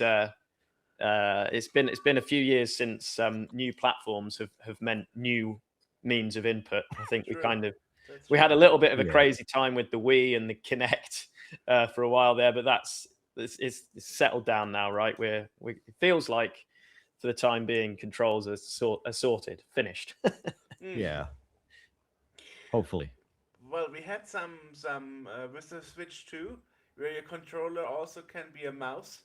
Right, but it's still just a mouse, right? A mouse is a known thing, I suppose. It's just, but Right. That's true. Yeah. So that also means that Hyper Sentinel Fusion, at least on the PC version, will have to take into account that some people will play it on the keyboard. Yeah, it's already got keyboard and mouse controls in there, so you can do WASD or whatever you prefer. You can shoot with the mouse. You can aim with the mouse when you're in the droid sections. We'll probably do well. I don't want to promise it before we've done it, but I dare say we'll take a look at mouse control on the Switch 2 version as well. Okay. Because why not, right? Make it an option. Yeah. But yeah, it's it can already handle both of those. Yeah, Nice. I find it funny when sometimes you have racing simulators or real-time strategy games, and people are complaining that there is either no support for the keyboard in racing games or no support for the controller for the gamepad in real-time strategy games, and I'm like, yeah, those genres are not meant for either of the controls, and it feels like in 2025 we are going backwards in progress here, kind of, because I'm still the fraction I prefer a controller over keyboard and mouse, but I know 20 something people, like way younger than me, they really prefer the keyboard, and I don't know, it's like keyboard for me was DOS games, Duke Nukem 2 or whatever in the 90s. That was the time where I used the keyboard. Not nowadays in 2025. But yeah, I think it depends on what genre of game you're playing, right? Like if you're playing an RTS or a strategy game, then you might well want the the mouse, right? But exactly. For me, a game like Hyper Sentinel Fusion, controller is where I would play it. That's the natural place for it for me. But to each their own. Yeah, but isn't it kind of crazy that nowadays, as a developer, there are so many little nitty things you have to take into account, like, cloud saving support, keyboard support. Then somebody will ask, like, how about super widescreen monitor support?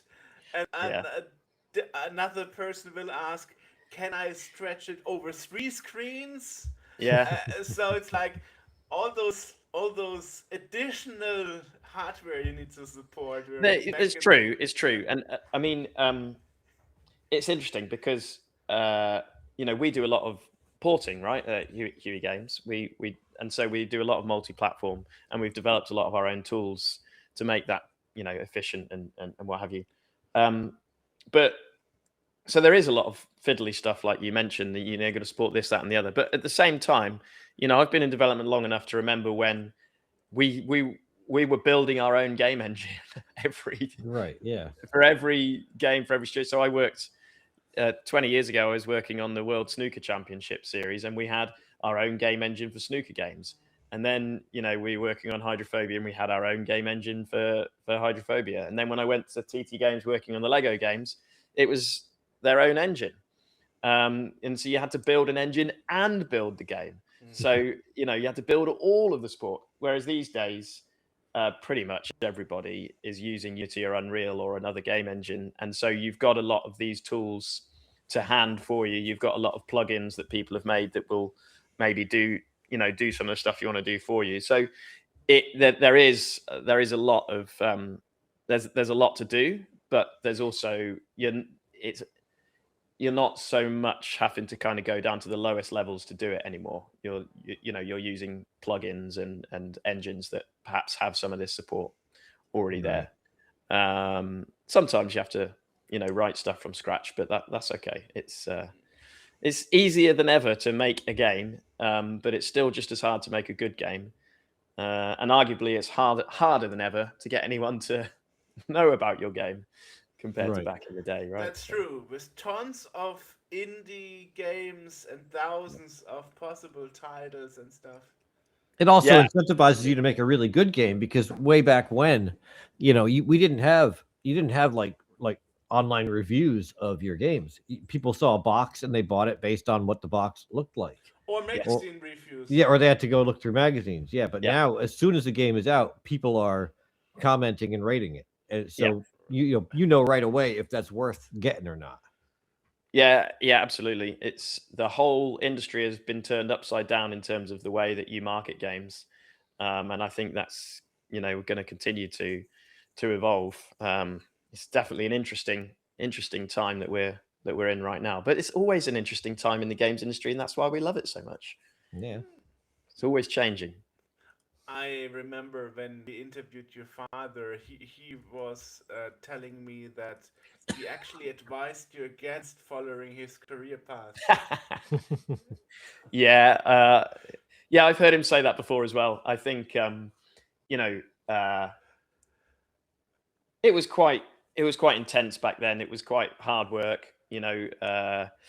He he had the stress of running a business in a period where, first of all, it was a brand new industry, so there was no precedent to follow. You're making everything up as you go along, which is exciting but stressful because you have no idea what you're doing, right?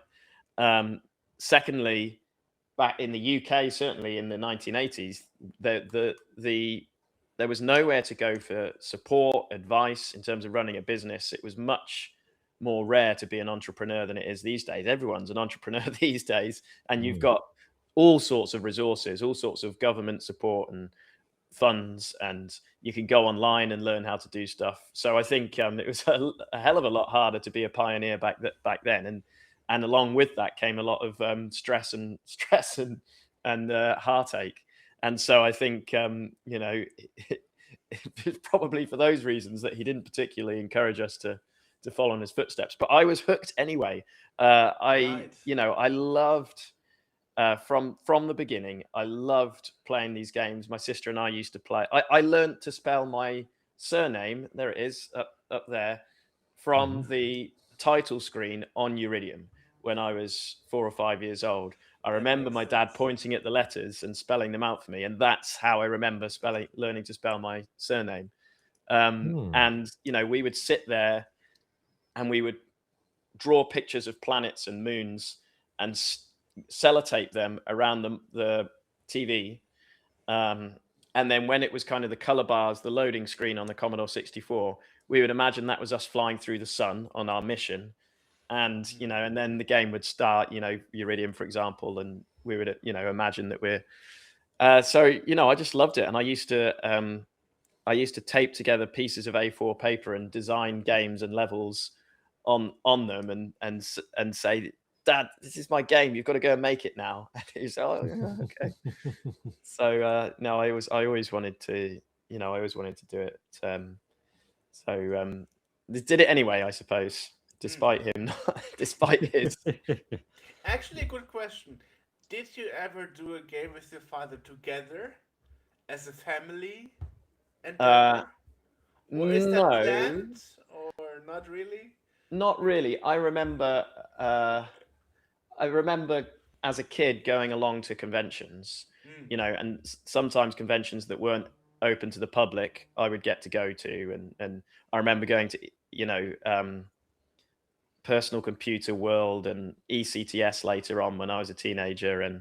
And I remember the excitement of there was the Hewson booth, and being so proud that I could go inside but behind the scenes. But I was a kid.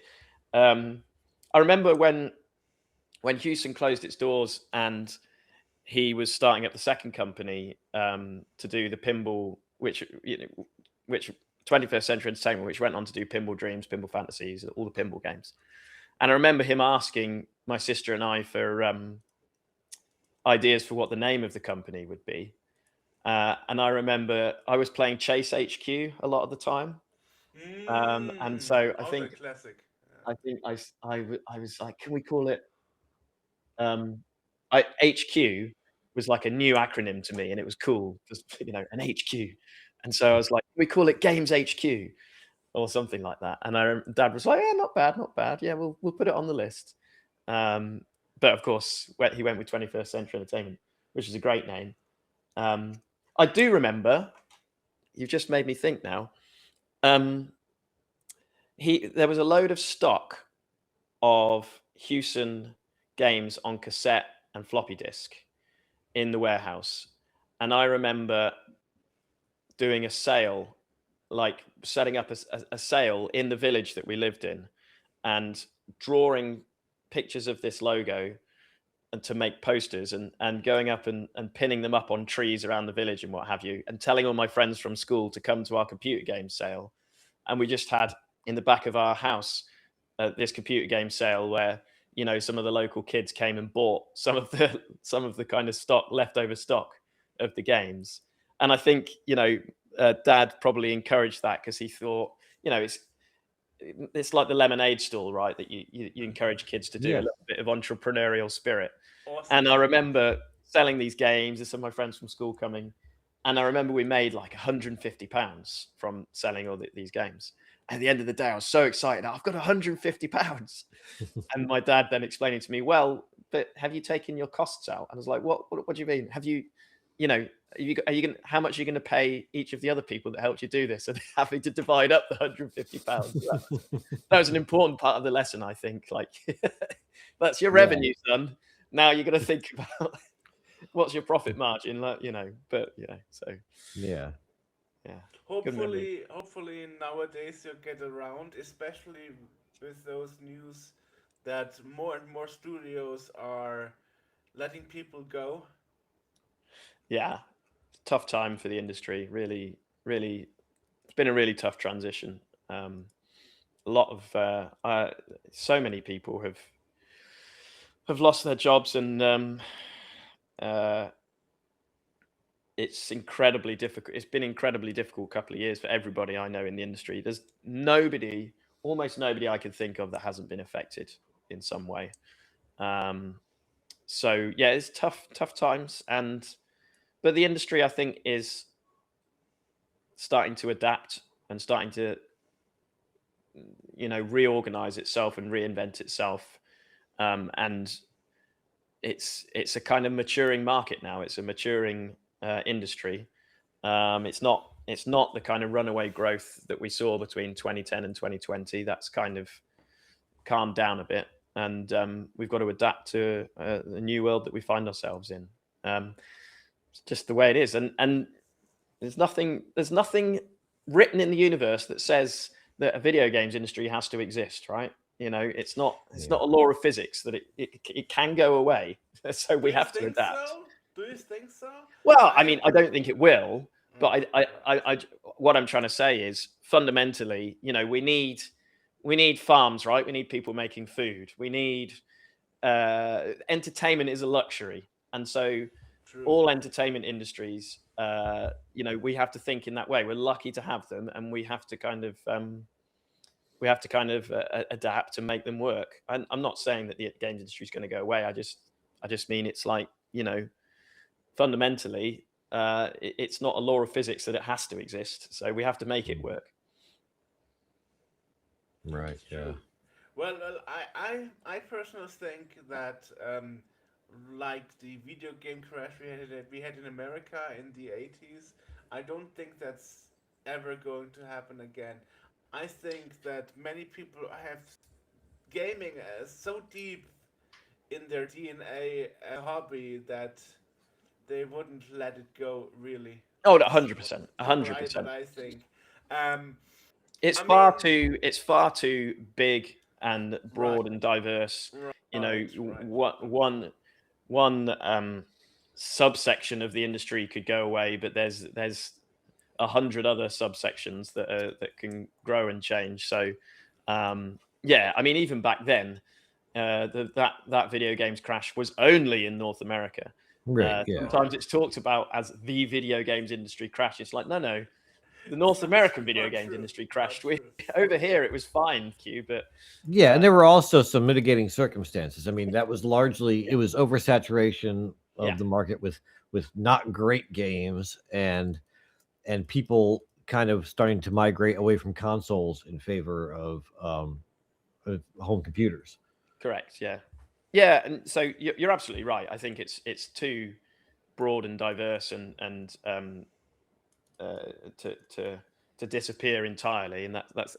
I just mean that well, it could be that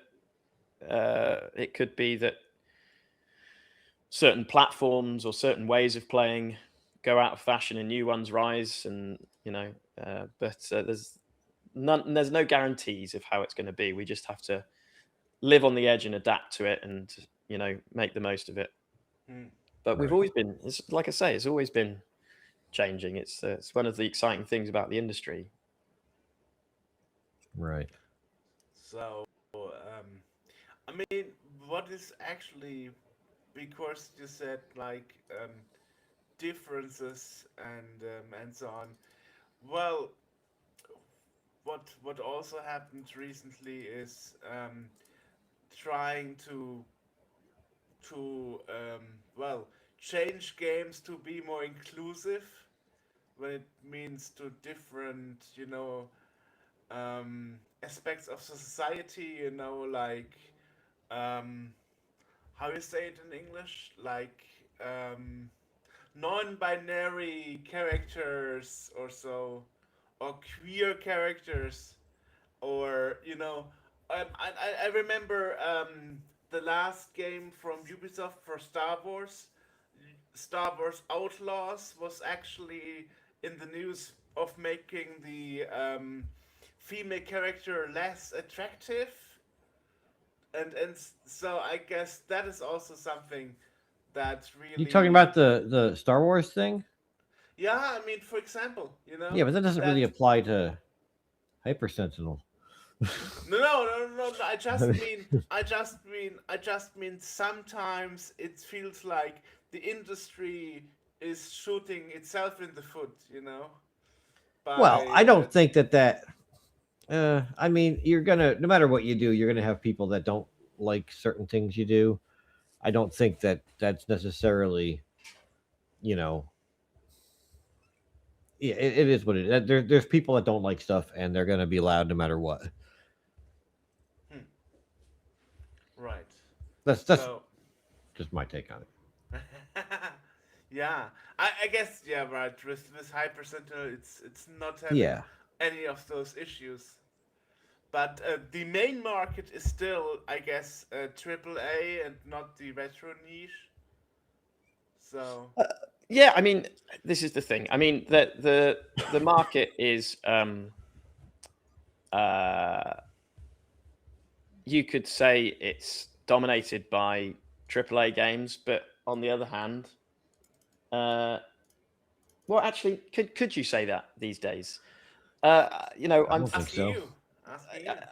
Yeah, I mean, the AAA. The last few years have been particularly difficult for AAA studios.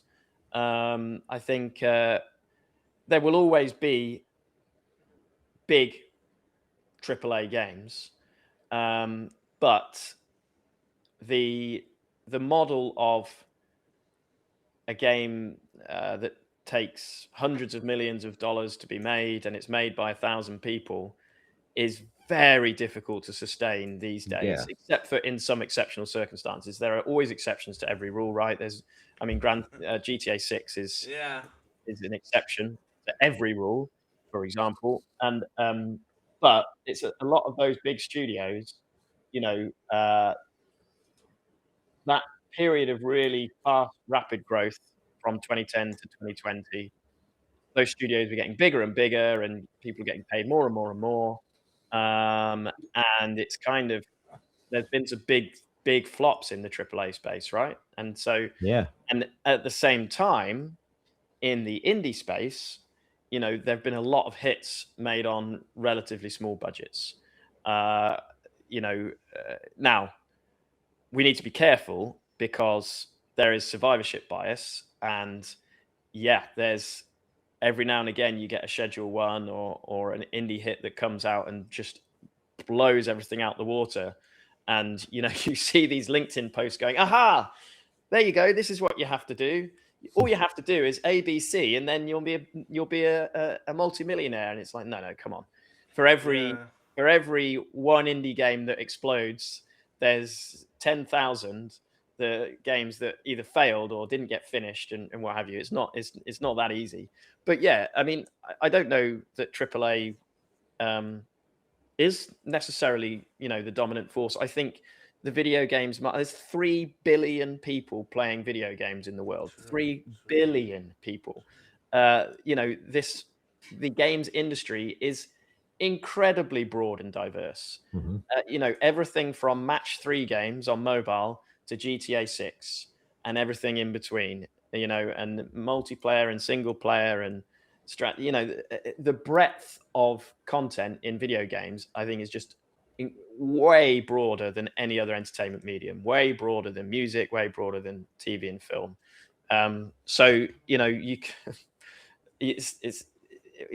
There are a multitude of niches you can have success in.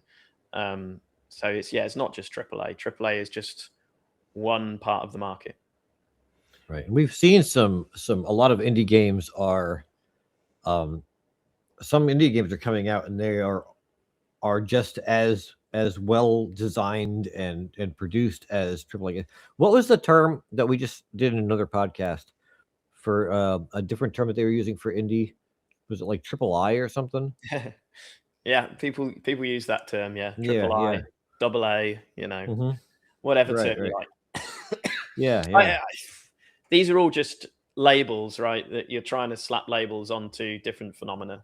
It's ask anyone what the definition of indie is, and you'll get 10 different definitions. So like you say, different ways of categorizing these things, but at the end of the day, it's a continuum rather than and then you also have surprise releases, like 3 days ago, Bitmus Bureau, also from UK, released Terminator 2 No Fate. And I was thinking, I bought a license myself, and it's a very good game, but I was thinking, like, why making a second game on a movie from 1991? Well, I haven't played it yet, but some of the developers are friends of mine, and I think it looks fantastic. It is. And the thing is, why make a game from 1991? It's cool, right? First of all, it's cool. Terminator 2 is one of the best movies ever. And the way, if you're going to make a Terminator 2 game today, that's the way to make it, right? Make it retro nostalgia, and it's number 1 on Nintendo Switch today. So clearly it's a good strategy. They've married a very well-known retro IP with a retro kind of style of game.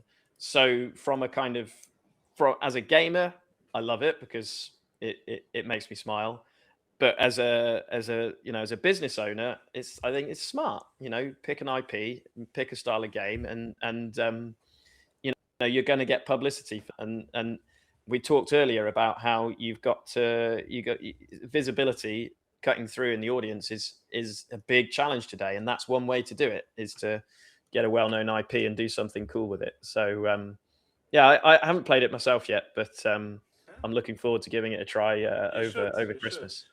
However, I heard, I don't know how much of that is true, that they didn't get the rights of the face-alike from Arnold Schwarzenegger, so the character doesn't really look like him. Using Stone instead? Nah, not really. But But Yeah, I don't know. I have no idea about the licensing difficulties, but yeah, wouldn't surprise me. I guess that IP licensing has those kinds of challenges. Yeah. Right. But now back to Hyper Sentinel, which is why we're Yeah. here in the first place.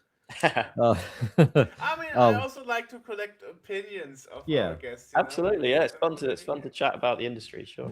You're talking about visibility and also, with indie games. One of the things you don't see a lot is like the packaging at this point. A lot of things are just download only. You don't really have a physical release. You guys are doing a boxed version. Oh yeah, let me grab it. It's just over here. There we go. Oh, you get to see my lovely Cobra Kai pajamas at the same time. Oh, there you go. That's what I'm saying. Nice. Sweet. Love Cobra Kai. They talking about retro. Cobra Kai is another kind of retro. I actually wore these through the airport, and when I was going somewhere, and I was going to Vancouver, and the security guy was like, nice pajamas. I was like, yeah, man. Yeah, you know the deal. Yeah. So anyway, boxed version of Hyper Sentinel Fusion. Here it is. Listen, like, digital games are great, but we don't want physical to die, right? Collecting physical games. Yeah. It's really important to preserve that. So this is it's a game for PC that's physical. It's got a proper nice, beautiful kind of sliding cardboard box here. You get the full color manual inside. So and there's nothing quite like the smell of the fresh manual, right? Yeah, that's true. All of that flicking through. We've got all the kind of hints and tips for the game and controls and backstory and characters and what have you. So I love that stuff. But we wanted to do something cool for retro. We've done our USB cassettes before, but because this game is going like 16-bit inspiration versus the 8-bit, we're like, let's do a USB floppy disk. So here it is. It's a floppy disk. It's the right dimensions. It's actually a little bit thicker, but otherwise it's the right dimensions. It's got it's got all the little things that you remember, the feelings and the little metal components, and the bit that slides back here. It's got that satisfying spring snap. It's all correct, but of course, it is actually a USB that slides out, and you can see when you close it whether the USB is in there or not, because it's got that little window, and then slide it back in. So yeah, we just wanted to make a really beautiful collector's edition in a box. It's also a DRM-free version of the game on there, and because that USB is, how many gigabytes is it? 8 gigabytes or so. We've got the game on there, but we can also fit on special features as well. So you got like a whole collection of videos and behind the scenes stuff and concept art, art book on there. That those are kinds of things we're thinking of that we can put on there. And so that's kind of the centerpiece of the Kickstarter campaign that we're doing. Is you can exclusively get this physical version from the Kickstarter that you won't be able to get anywhere else. So yeah, that's kind of one of the cool things that we love to do on our Kickstarter campaigns. Interesting. I noticed you can fully detach the USB. You didn't make it an extension of the diskette. That would be awkward. That would be super awkward. The weight of the disc hanging off of a USB plug. It happened. Did it? I had like 10 years ago, I had like a credit card shaped USB stick, and it would slide out. Yeah. If ever you had it inside a front USB, you would be afraid of breaking it, because if you accidentally hit it with your knee or something, it make and there you had it. No, you're 100% correct, and it's this actually the cassette ones we've done. They do fold out, and so it is quite awkward for exactly the reasons you described. But the floppy disk one, it's a separate element, so yeah, it does have that advantage. But yeah, we use a partner to make these, obviously. So I think the floppy disk one is super cool, and I think the box it comes in is like, it just reminds me of proper old school, PC games, and it's kind of a custom box, which is awesome. So really excited about that.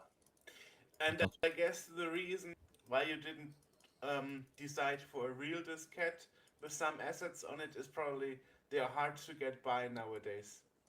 Yeah, well, and also who's going to be able to use it? You wouldn't be able to use it. But yeah, I mean, there's definitely you might have an old machine with also it wouldn't fit, 1.4 megabytes or whatever. I don't think the game is going to fit on there. But right. But yeah, it could be cool to do like maybe a cassette tape soundtrack or something, Nice. on an actual cassette tape, because people do, cassettes are back, got right? the Walkman here. Yeah, you got your Walkman and what have you.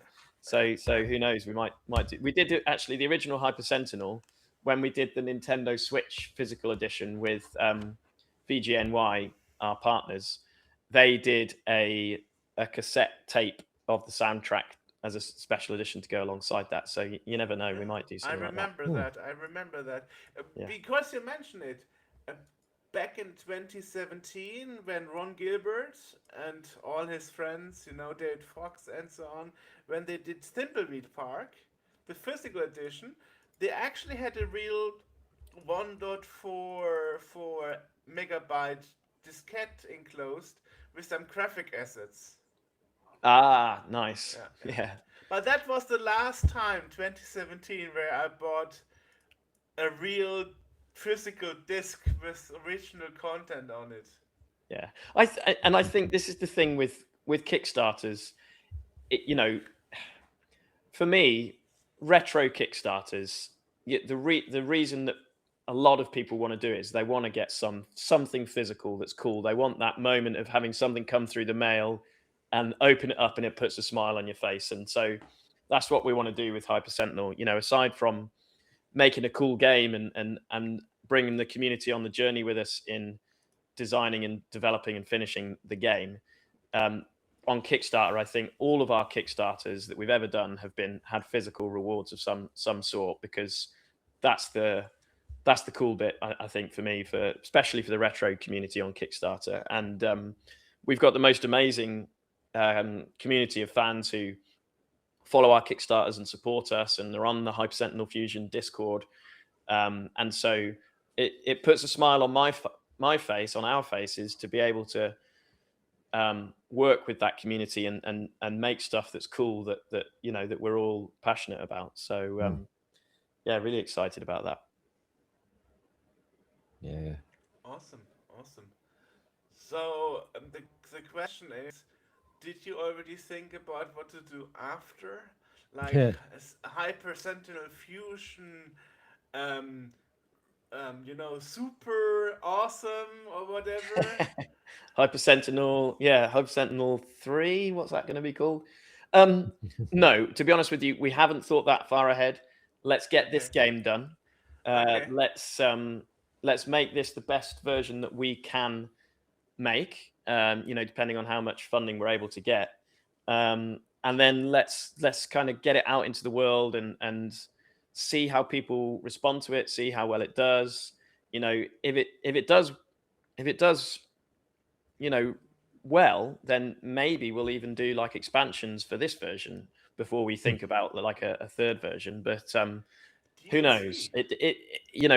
We have to be excuse me, talking about adapting to the industry, right? We have to adapt to what the fans and the community tell us, both directly and by voting with their wallets, right? If it sells, then great, we can do cool stuff with it, and maybe we'll think about a Hyper Sentinel 3 one day. But right now, we're just focused on getting this one done and making it the best it can be. And I think the other thing is, as with any sequel, you have to really have a vision for why it should exist.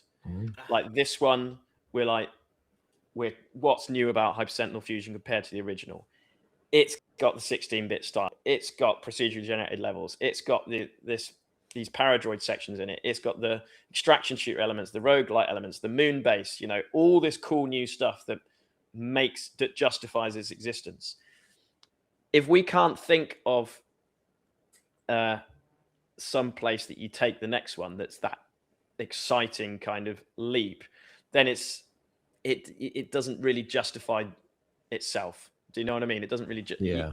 A sequel I has know what you mean. a sequel has to deliver something that just gets you super excited. Otherwise, it's just kind of it's more of the same. Make it a edutainment, you know. Hyper Sentinel math tutor. Yeah. I mean, let's be honest. Nowadays, there is no IP that wouldn't get a resurrection. I mean, we are looking forward to an interview with the guys in Estonia who are working on a new well, that's a tongue twister. Try to say that one again. Bequest. What? And the second part was called The Dagger of Ra. So old Sierra point and click adventure series from 1989. Okay. And they are making a third part of it, you know. So yeah, looks like there's no IP too old to not make another installment, you know. Yeah, absolutely. You know, well, how about a new version of Nebulous? That would be cool to do, or a new that would be cool. I like that game. Fantasy style pinball game. You know, that would be awesome. Although Nebulous was always called Tower Toppler in my neck of the woods. Right, yeah, it has. Or Pit Stop 3. No, yeah. Nebulous is known by Tower Toppler in North America, and it's known by Carstellian, I think, in Japan, and Nebulous in Europe. So it's got 3 names, that game, due to the way that the licensing was happening back then. Yeah. I mean, for example, there was a Nebulous. There was a version of that game that came out for something, I think, that was not recent, but like within the last 20 years. There was Nebulous 2 on the Amiga, which was 21st Century Entertainment. I don't know about other than it appearing on like the C64 Mini and so on. I don't know of another official Nebulous. There's been plenty of games that have, let's say, taken inspiration from it. Right. Yeah. Right. That's what I was gonna say. Yeah, I think there's one that I remember having on the iPhone that was very clearly. I mean, it was obviously down to the little green character guy. Like it was identical. Yeah. Well, there's clones. They've always been clones, right? Yeah. In fact, if we're being honest, the very first Hewson games, Dad started off by writing books and having a magazine column, and then people started sending him cassettes through the mail, and they started publishing those games in their magazine listings alongside the books and what have you. And some of those very early games were quite simple and basic, including things like Puckman. Yeah. Right. Everyone had a Pac-Man clone. So. And then there was not only Puckman, but also Maze Chase, which was another Pac-Man clone. So in the I think Hewson is known for its original games, but in the very, very, very early days, we've got to be honest and say there were a couple of clones early on, but that changed quite quickly when the likes of Steve Turner and Mike Mail and Raf Checco, started turning up. And Andrew Braybrook, of course. That's true. Yeah. And Steve Turner's released a new game. I saw he's been working on. Yeah. He's. I speak to Steve sometime. I haven't spoken to him in a while, but I give him a call occasionally because he did some stuff with us on our Kickstarter. He's a lovely guy, and he's been working on Deepest Blue for like 10 years, I think, which is a kind of PC space simulation game. And it takes a little bit of 3D Space Wars type inspiration. So I think he's even got the enemies in there are the Sidab from that series. So that was like the 3D Space Wars, Lunar Attack, Sidab Attack, Astro Clone series all had the Sidab as the enemy, and I think maybe he's got those in Deepest Blue. I'm not entirely sure, but yeah. Anyway, little plug for Steve and Deepest Blue. Congratulations to him for getting that game out on Steam. So it's out there in early access, I think. it's good to see that, you know, some of the original developers still working on cool stuff. And there's a developer has made his own engine, right? You got to respect that. True. Right. Yeah. However, I also see a little downside with engines in the way that, for example, the latest Ultimate engine is known to be very horrible, if not optimized. You know, so people are What engine are we talking complaining. I mean, no, I forgot what I want to say.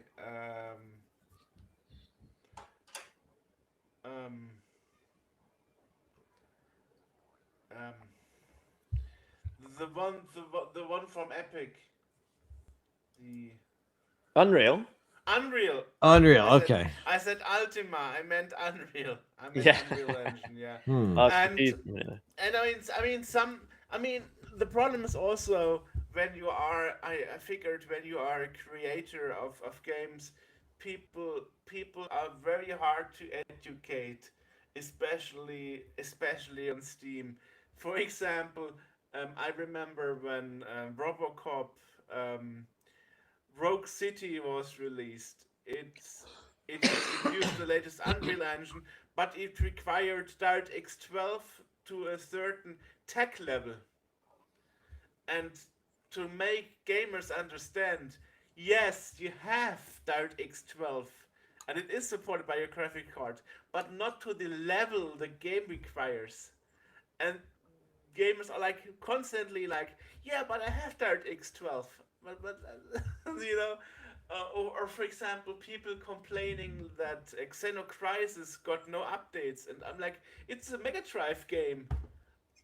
Yeah, why would you update the Mega Drive game? How do you want to update that game? It's when it's done, and it's sometimes really hard to make certain group of gamers understand, or some others asking, what is a DOS version? You know. So I think that's also probably something that makes it harder for you to approach to audiences, because at some point people are too young to even understand certain aspects of retro gaming. Or is it something you never thought about? I don't know. Well, I mean, a game is good if the mechanics and the gameplay are good. It's good whether it's retro or not. Yeah, I think that's true. I think, as I say, there's different ways of doing. There's retro, as in just bringing an old game exactly as it was and putting it on a new platform, right? Then there's remastering older games. So, you know, we just saw the original Tomb Raiders getting effectively a remaster, right? And I'm like, yeah, I'm going to play that. Cool.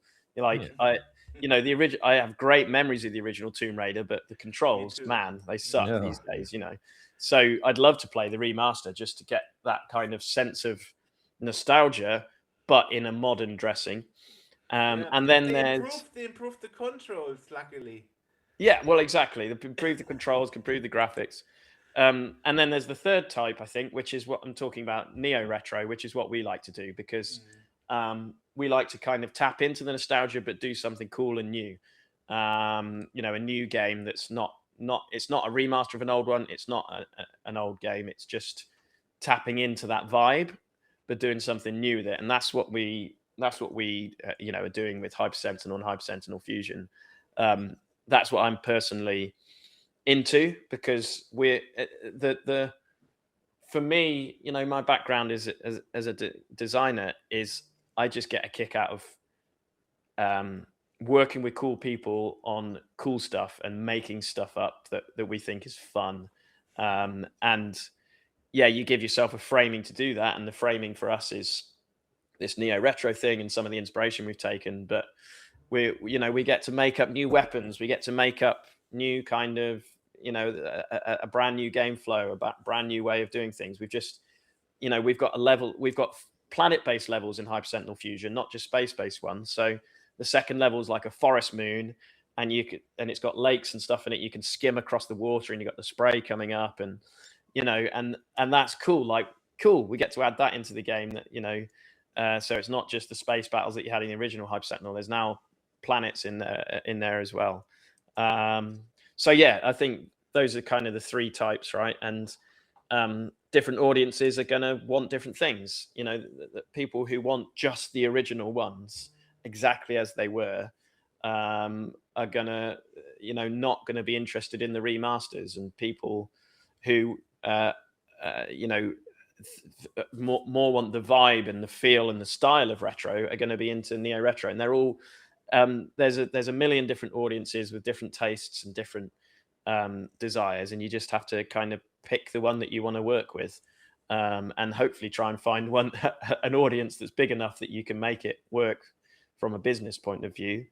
But it makes me think of on the one hand, I think, as you've alluded to there, it's true that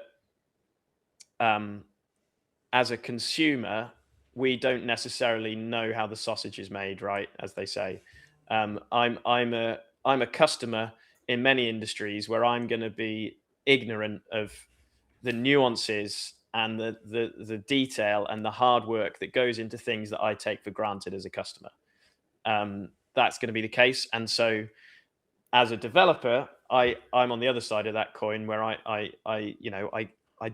do know the pain and the difficulty that goes into making video games, but I understand as a customer in other things why, of course, you can't expect every player in the world to be to appreciate all of those things as consumers. But the thing that Dad always says is the only people putting their own money into video games are the consumers, are the players at the end of the day. All the money that comes in from publishers and investors and what have you, at the end of the day, it's the players, it's the consumers are the only ones who are putting their own money in to make all of that happen. Right. So they are that, and so they're the most important people in the industry, because without them, none of the rest of it exists at all. So I think you have to have that respect for the player. It can sometimes be frustrating when they complain about things, and you think, you don't understand how difficult that is. It might seem simple to you, but it really isn't. Yeah. But at the same time, you have to kind of have the respect for they are the consumer. I am an ignorant consumer in many industries. True. They're the people with the money that make this whole thing exist. So you have to respect them. And you have to treat them with that respect. And some people are extremely knowledgeable and are real enthusiasts for how games are made as well, and do have knowledge, and you've got to communicate with them on that level too. So I think you've just got to always respect the players, always respect the consumers, always try and deliver what they're looking for. And when they complain about something, respond respectfully. And and of course, that being said, there's never an excuse for abusive behavior, of course, and that's never tolerated. But if it's a genuine kind of comes from a place of passion, even if perhaps it's you don't want to put that in the game or take the game in that direction, but you should have the respect to kind of talk to people about why you make the decisions you do, and see things from their point of view, because they're the most important people. Do you feel like there's do you have like a different relationship with the consumers than you used to? Because again, in the olden days, you'd go and you'd buy a game at a store and you'd come home and play it, and it would have credits on it, but you didn't really you rarely interacted with the actual developers of the game. And now it's with crowdfunding, you're kind of going directly to the consumer to even raise the capital for the game. So is it a much more intimate relationship than it used to be, than as far as developing and communicating?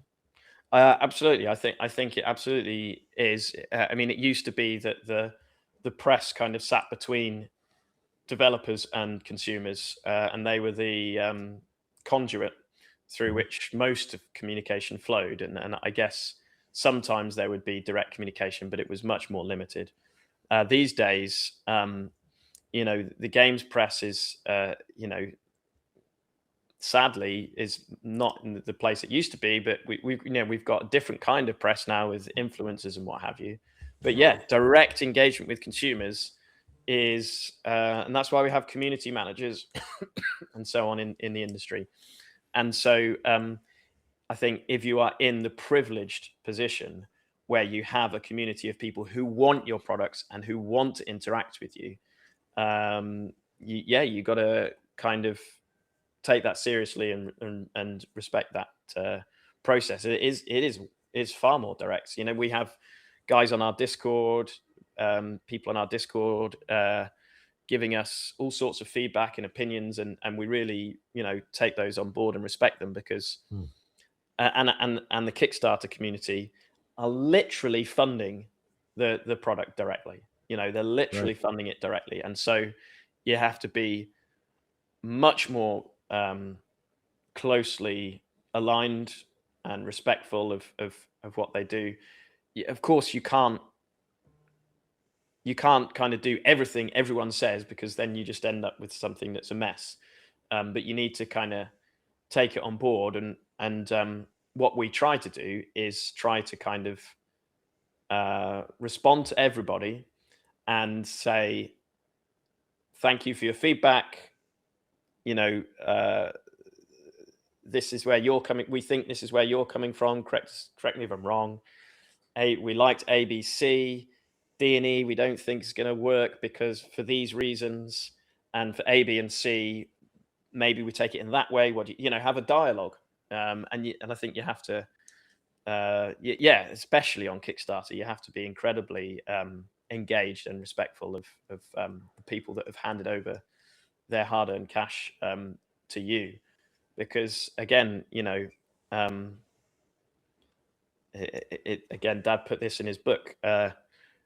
We're all careful with our money, right? We don't just throw it around willy-nilly unless you're, most of us, I hope, you don't just throw it around. You when you put money down, it's something that you care about. And so to be on the other end of that, where people have given you money because they care about what you're doing, that's a great privilege that you have to kind of appreciate and treat accordingly. Right. Yeah. It's true.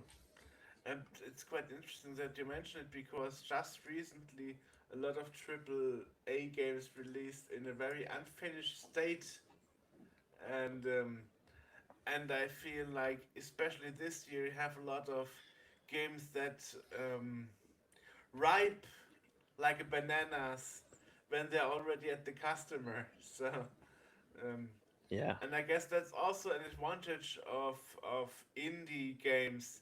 You don't hear such cases about indie games, obviously. Well, so I think there's a few things there.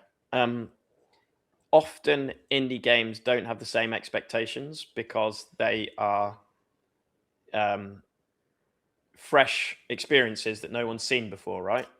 And so there's 1,000 of them, 10,000 of them released every day, whatever the number is, and maybe 9,000 of those are not very well finished either, but nobody knows because nobody noticed them. Whereas I think in the AAA space, there's a very high level of expectations because there's a very big existing audience, a lot of people, and also, having worked in both AAA and indie, it's AAA games in particular are massive undertakings. We're talking about rocket science putting together this huge hulking piece of software that has to meet these incredible expectations, and sometimes things go wrong. Things go off course, the money runs out, and it's kind of like I guarantee the people working on those games that have come out that are, seen as unfinished, they didn't want it. They're not like, how do I put this? They're not going, oh, that'll do. Let's just right, yeah, that'll do. Let's just stick it out. They're working incredibly hard to try and make this work. Maybe there's technical debt that's pulling them down. Maybe there's pressure from the investors saying you cannot spend any more money to use any more time and resource to do any more on this game. It has to come out now. There's all sorts of pressures behind the scene that mean that the game comes out in that state. It's not intentional. And then if you think about it, GTA 6 has been delayed twice, I think now. 2025 to May 26 and now to November 2026.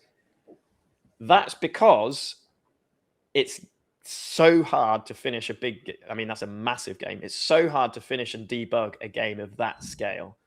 But they can afford to keep putting the release date back until it's perfect because they've got a huge amount of money. Nintendo, Miyamoto's famous for saying a delayed game is eventually good, a bad game is bad forever. And he's absolutely correct. But that's fine if you're Nintendo and you've got all the money in the world. And so you can keep delaying the release until the game is perfect. But that's not always the case. That's not always the case. So I've forgotten the point now that I'm making. I'm rambling on. The point was that sometimes AAA games are released unfinished. But however, I would counter argument what you just said, that a bad game is always a bad game. There are exceptions. Cyberpunk 2077, for example, became a really good game after starting out as a horrible game. Or No Man's Sky, which also has procedural.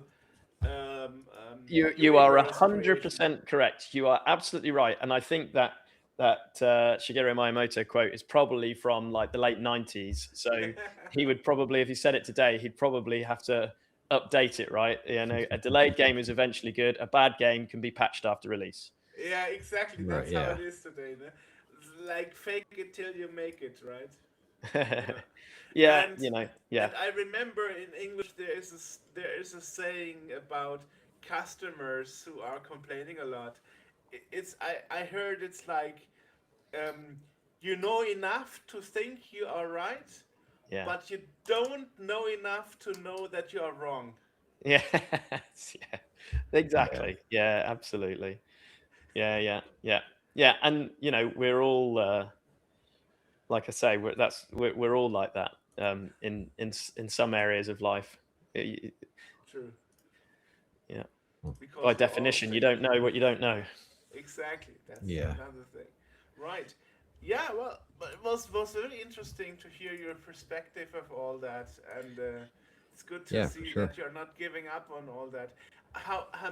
One thing, however, there was an exception in the indie scene recently regarding big expectations, and I think the most prominent was Hollow Knight Silk Song. That was such a massive release. It actually crashed the Steam servers because so many people were buying and playing it. Yeah, absolutely. There's an exception to every rule, right? So in the GTA 6 is the exception in the AAA space, and maybe Silk Song is excuse me, Silk Song is the exception in the indie space. And then you'll get people arguing about what indie is and what it isn't. At the end of the day, it's an amazing game, right? And congratulations to them. And again, they were able to take their time to really, because of how successful the original was, to really take their time and torture all of their fans for years and years with how long it was taking, but then release something amazing. So hats off to them. That's true. Yeah. So, what is your personal plan? You try to stay in the indie run and being your own designer and developer. I guess you wouldn't go back into the triple A studio No, I don't world. think so. Not anytime. Not anytime soon. I love running my own studio. In January, we're celebrating 10 years of Huey Games. So Congratulations. Nice. 2026 is going to be 10 years of Huey Games. And no, I love it because you know there's nothing more motivating than deciding for yourself what you're going to do every day and what your goals are and you know, I'm quite an entrepreneurial person. I come from quite an entrepreneurial family, and I just absolutely love it. I just I was lucky enough to be invited to Prague a couple of weeks ago to the game developers session, and I, you know, went up on stage there and delivered a talk called "Survive Long Enough to Get Lucky," and that's kind of how I look at things. You know, I've still got dreams of what I want to achieve in video games. But with 10 years of Huey Games, our way of doing it is just keep surviving, keep making stuff, keep placing bets, and every now and again, most of the time you'll kind of like fall short, but every now and again, you know, you'll have a little bit of success that takes you to the next level, and that's kind of our attitude to things. And maybe, hopefully, in another 10 years' time, Huey Games will still be trucking along. And you will surpass your father's fame in I doubt that. Yeah. So what's the plan? When is the Kickstarter starting? The Kickstarter. Excuse me, I'm getting over this cough. Speaking of Prague, I was sick in Prague. Anyway, the Kickstarter is starting. We're aiming towards the end of February, so early 2026. Okay. The Kickstarter page is the coming soon page is up now. I know, so if you go that's what I'm asking. Yeah. Yeah, if you go to hypersentinelfusion.com, there's a link right there to go to the Kickstarter. So we'd love it if people would go to the coming soon page and click that button, notify me on launch, which makes you a follower of the Kickstarter campaign. So you get all the updates. Also, if you follow the coming soon page, you will get access to a hidden secret reward that you won't get if you just come directly to the Kickstarter after it launches. So there you go. We'd love to get your support. So come and join us on the journey. You can come and play early versions of the game and give us your feedback and what have you. So please check that out. Seriously. Excellent. You were quite smart of not making your Kickstarter end in December, shortly before Christmas, because that is where many Kickstarters fail. Yeah. Yeah. Well, we've done 23 Kickstarters now, 21 of which were successful, and one of which was successful the second time around. So, we've done a few of these. Thanks to our wonderful community. You even backed more. Yeah. You backed 74. Yeah, of course. Yeah. You got to support other people too. I think that's important. If you're doing Kickstarters, you need to back other people as well. It's a virtuous circle. So people know where the money is going into. Yeah. Awesome. So where can people find more out about this besides Kickstarter? It's up on Steam, so please go and wishlist it on Steam, Hyper Sentinel Fusion. Again, there's some information on hypersentinelfusion.com. There's also a link to our Discord there. So if you want to join our private Discord, where we have playtests and lots of behind the scenes, showing you what we're working on in the game, there's our Discord. There's also our mailing list on hypersentinelfusion.com if you prefer, an email newsletter version of that. So those are all the places that you can go to, and they're all linked on the homepage at hypersentinelfusion.com. Awesome. We will put links to all that in the description down there somewhere. Thank you very much. Appreciate it. Thanks for taking the time. Yeah. That was quite a conversation. Yeah, my pleasure. Yeah. Thank you for having me and allowing me to ramble on. I enjoyed it. I wonder, are you planning to have a booth at some Gamescom again? I'm planning to attend Gamescom. Whether we'll have a booth or not, I don't know at the moment. But I have pre-booked my hotel, so I'll be at Gamescom. Awesome. Yeah, so looking forward to that. I remember that's where we met the first time at your Gamescom booth back then. 2017. Oh, you even remember the year? Ooh. That's the only year I've had a booth. That's, well, there you go. That's why. Yeah. You should bring your father along. I guess he would be amazed. Yeah, I mean he's 74 now, so it's he's quite keen to kind of not go to things. Oh, okay. He's enjoying his retirement. He is involved in Huey Games though. He's still our chairman. He still kind of takes an interest and does some of the financial work and is an advisor. Keeps us sensible from a business point of view. He takes an interest in things. He's quite interested in the ZX Spectrum Next.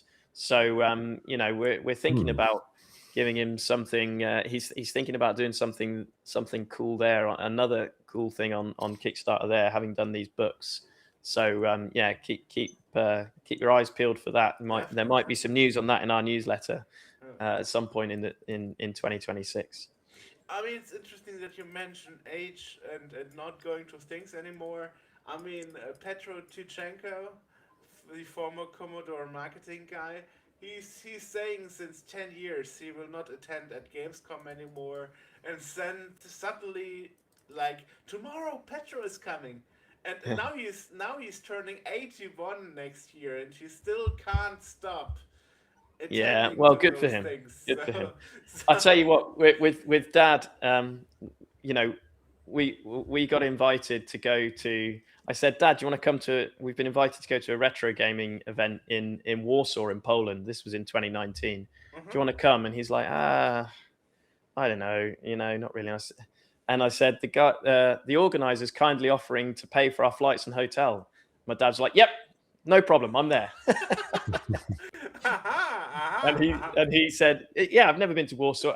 But for Dad, he enjoyed the event, of course, but also he's like, he wanted to see the historical sites and he wanted to see Warsaw. So right, yeah, sure. That was a really fascinating trip because on the flight over, if you've got time for one more story, sure, yeah. Sure.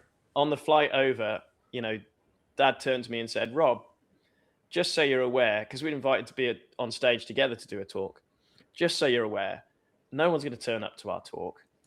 And I said, why is that, Dad? Well, we never sold our games in Poland. Poland was in the Soviet Union at the time. We could not import our games into the Soviet Union. So hence, nobody has ever heard of us, so nobody's going to turn up for our talk. Oh, okay, well, I wonder why we've been invited. We had our talk, and the room was absolutely full. Standing room only at the back. And afterwards, we had people lining up, getting Dad to sign cassette tapes from their childhood, all of which were pirated. Exactly. And then, Dad went and had to sit down, and I found the organizer who kindly invited us over. And I said, oh, just wanted to say thank you so much for, in sorting this out and inviting us over. And he said, oh, where's your father? Can I meet your father? I was like, well, yeah, sure. He's over here. He's just having a little nap in the corner. And he shook Dad's hand and he looked quite emotional. And Dad said, can I just ask you a question? So many people turned up to our talks, but we never sold our games here because, it was in the Soviet Union. I don't understand. And he said, okay, when I was a child, the organizer said, when I was a child, my friends and I, all of us would go around to this one kid's house where somebody had smuggled in a Commodore 64 from the West. And there's one kid who would open up his jacket and it would be full of cassette tapes. And they had no labels on them. And we had no idea what was going to be on them until we put the cassette in this magical machine. And so many of the games that came up had this name Hewson at the top. And I, which I never heard. I didn't know what that meant.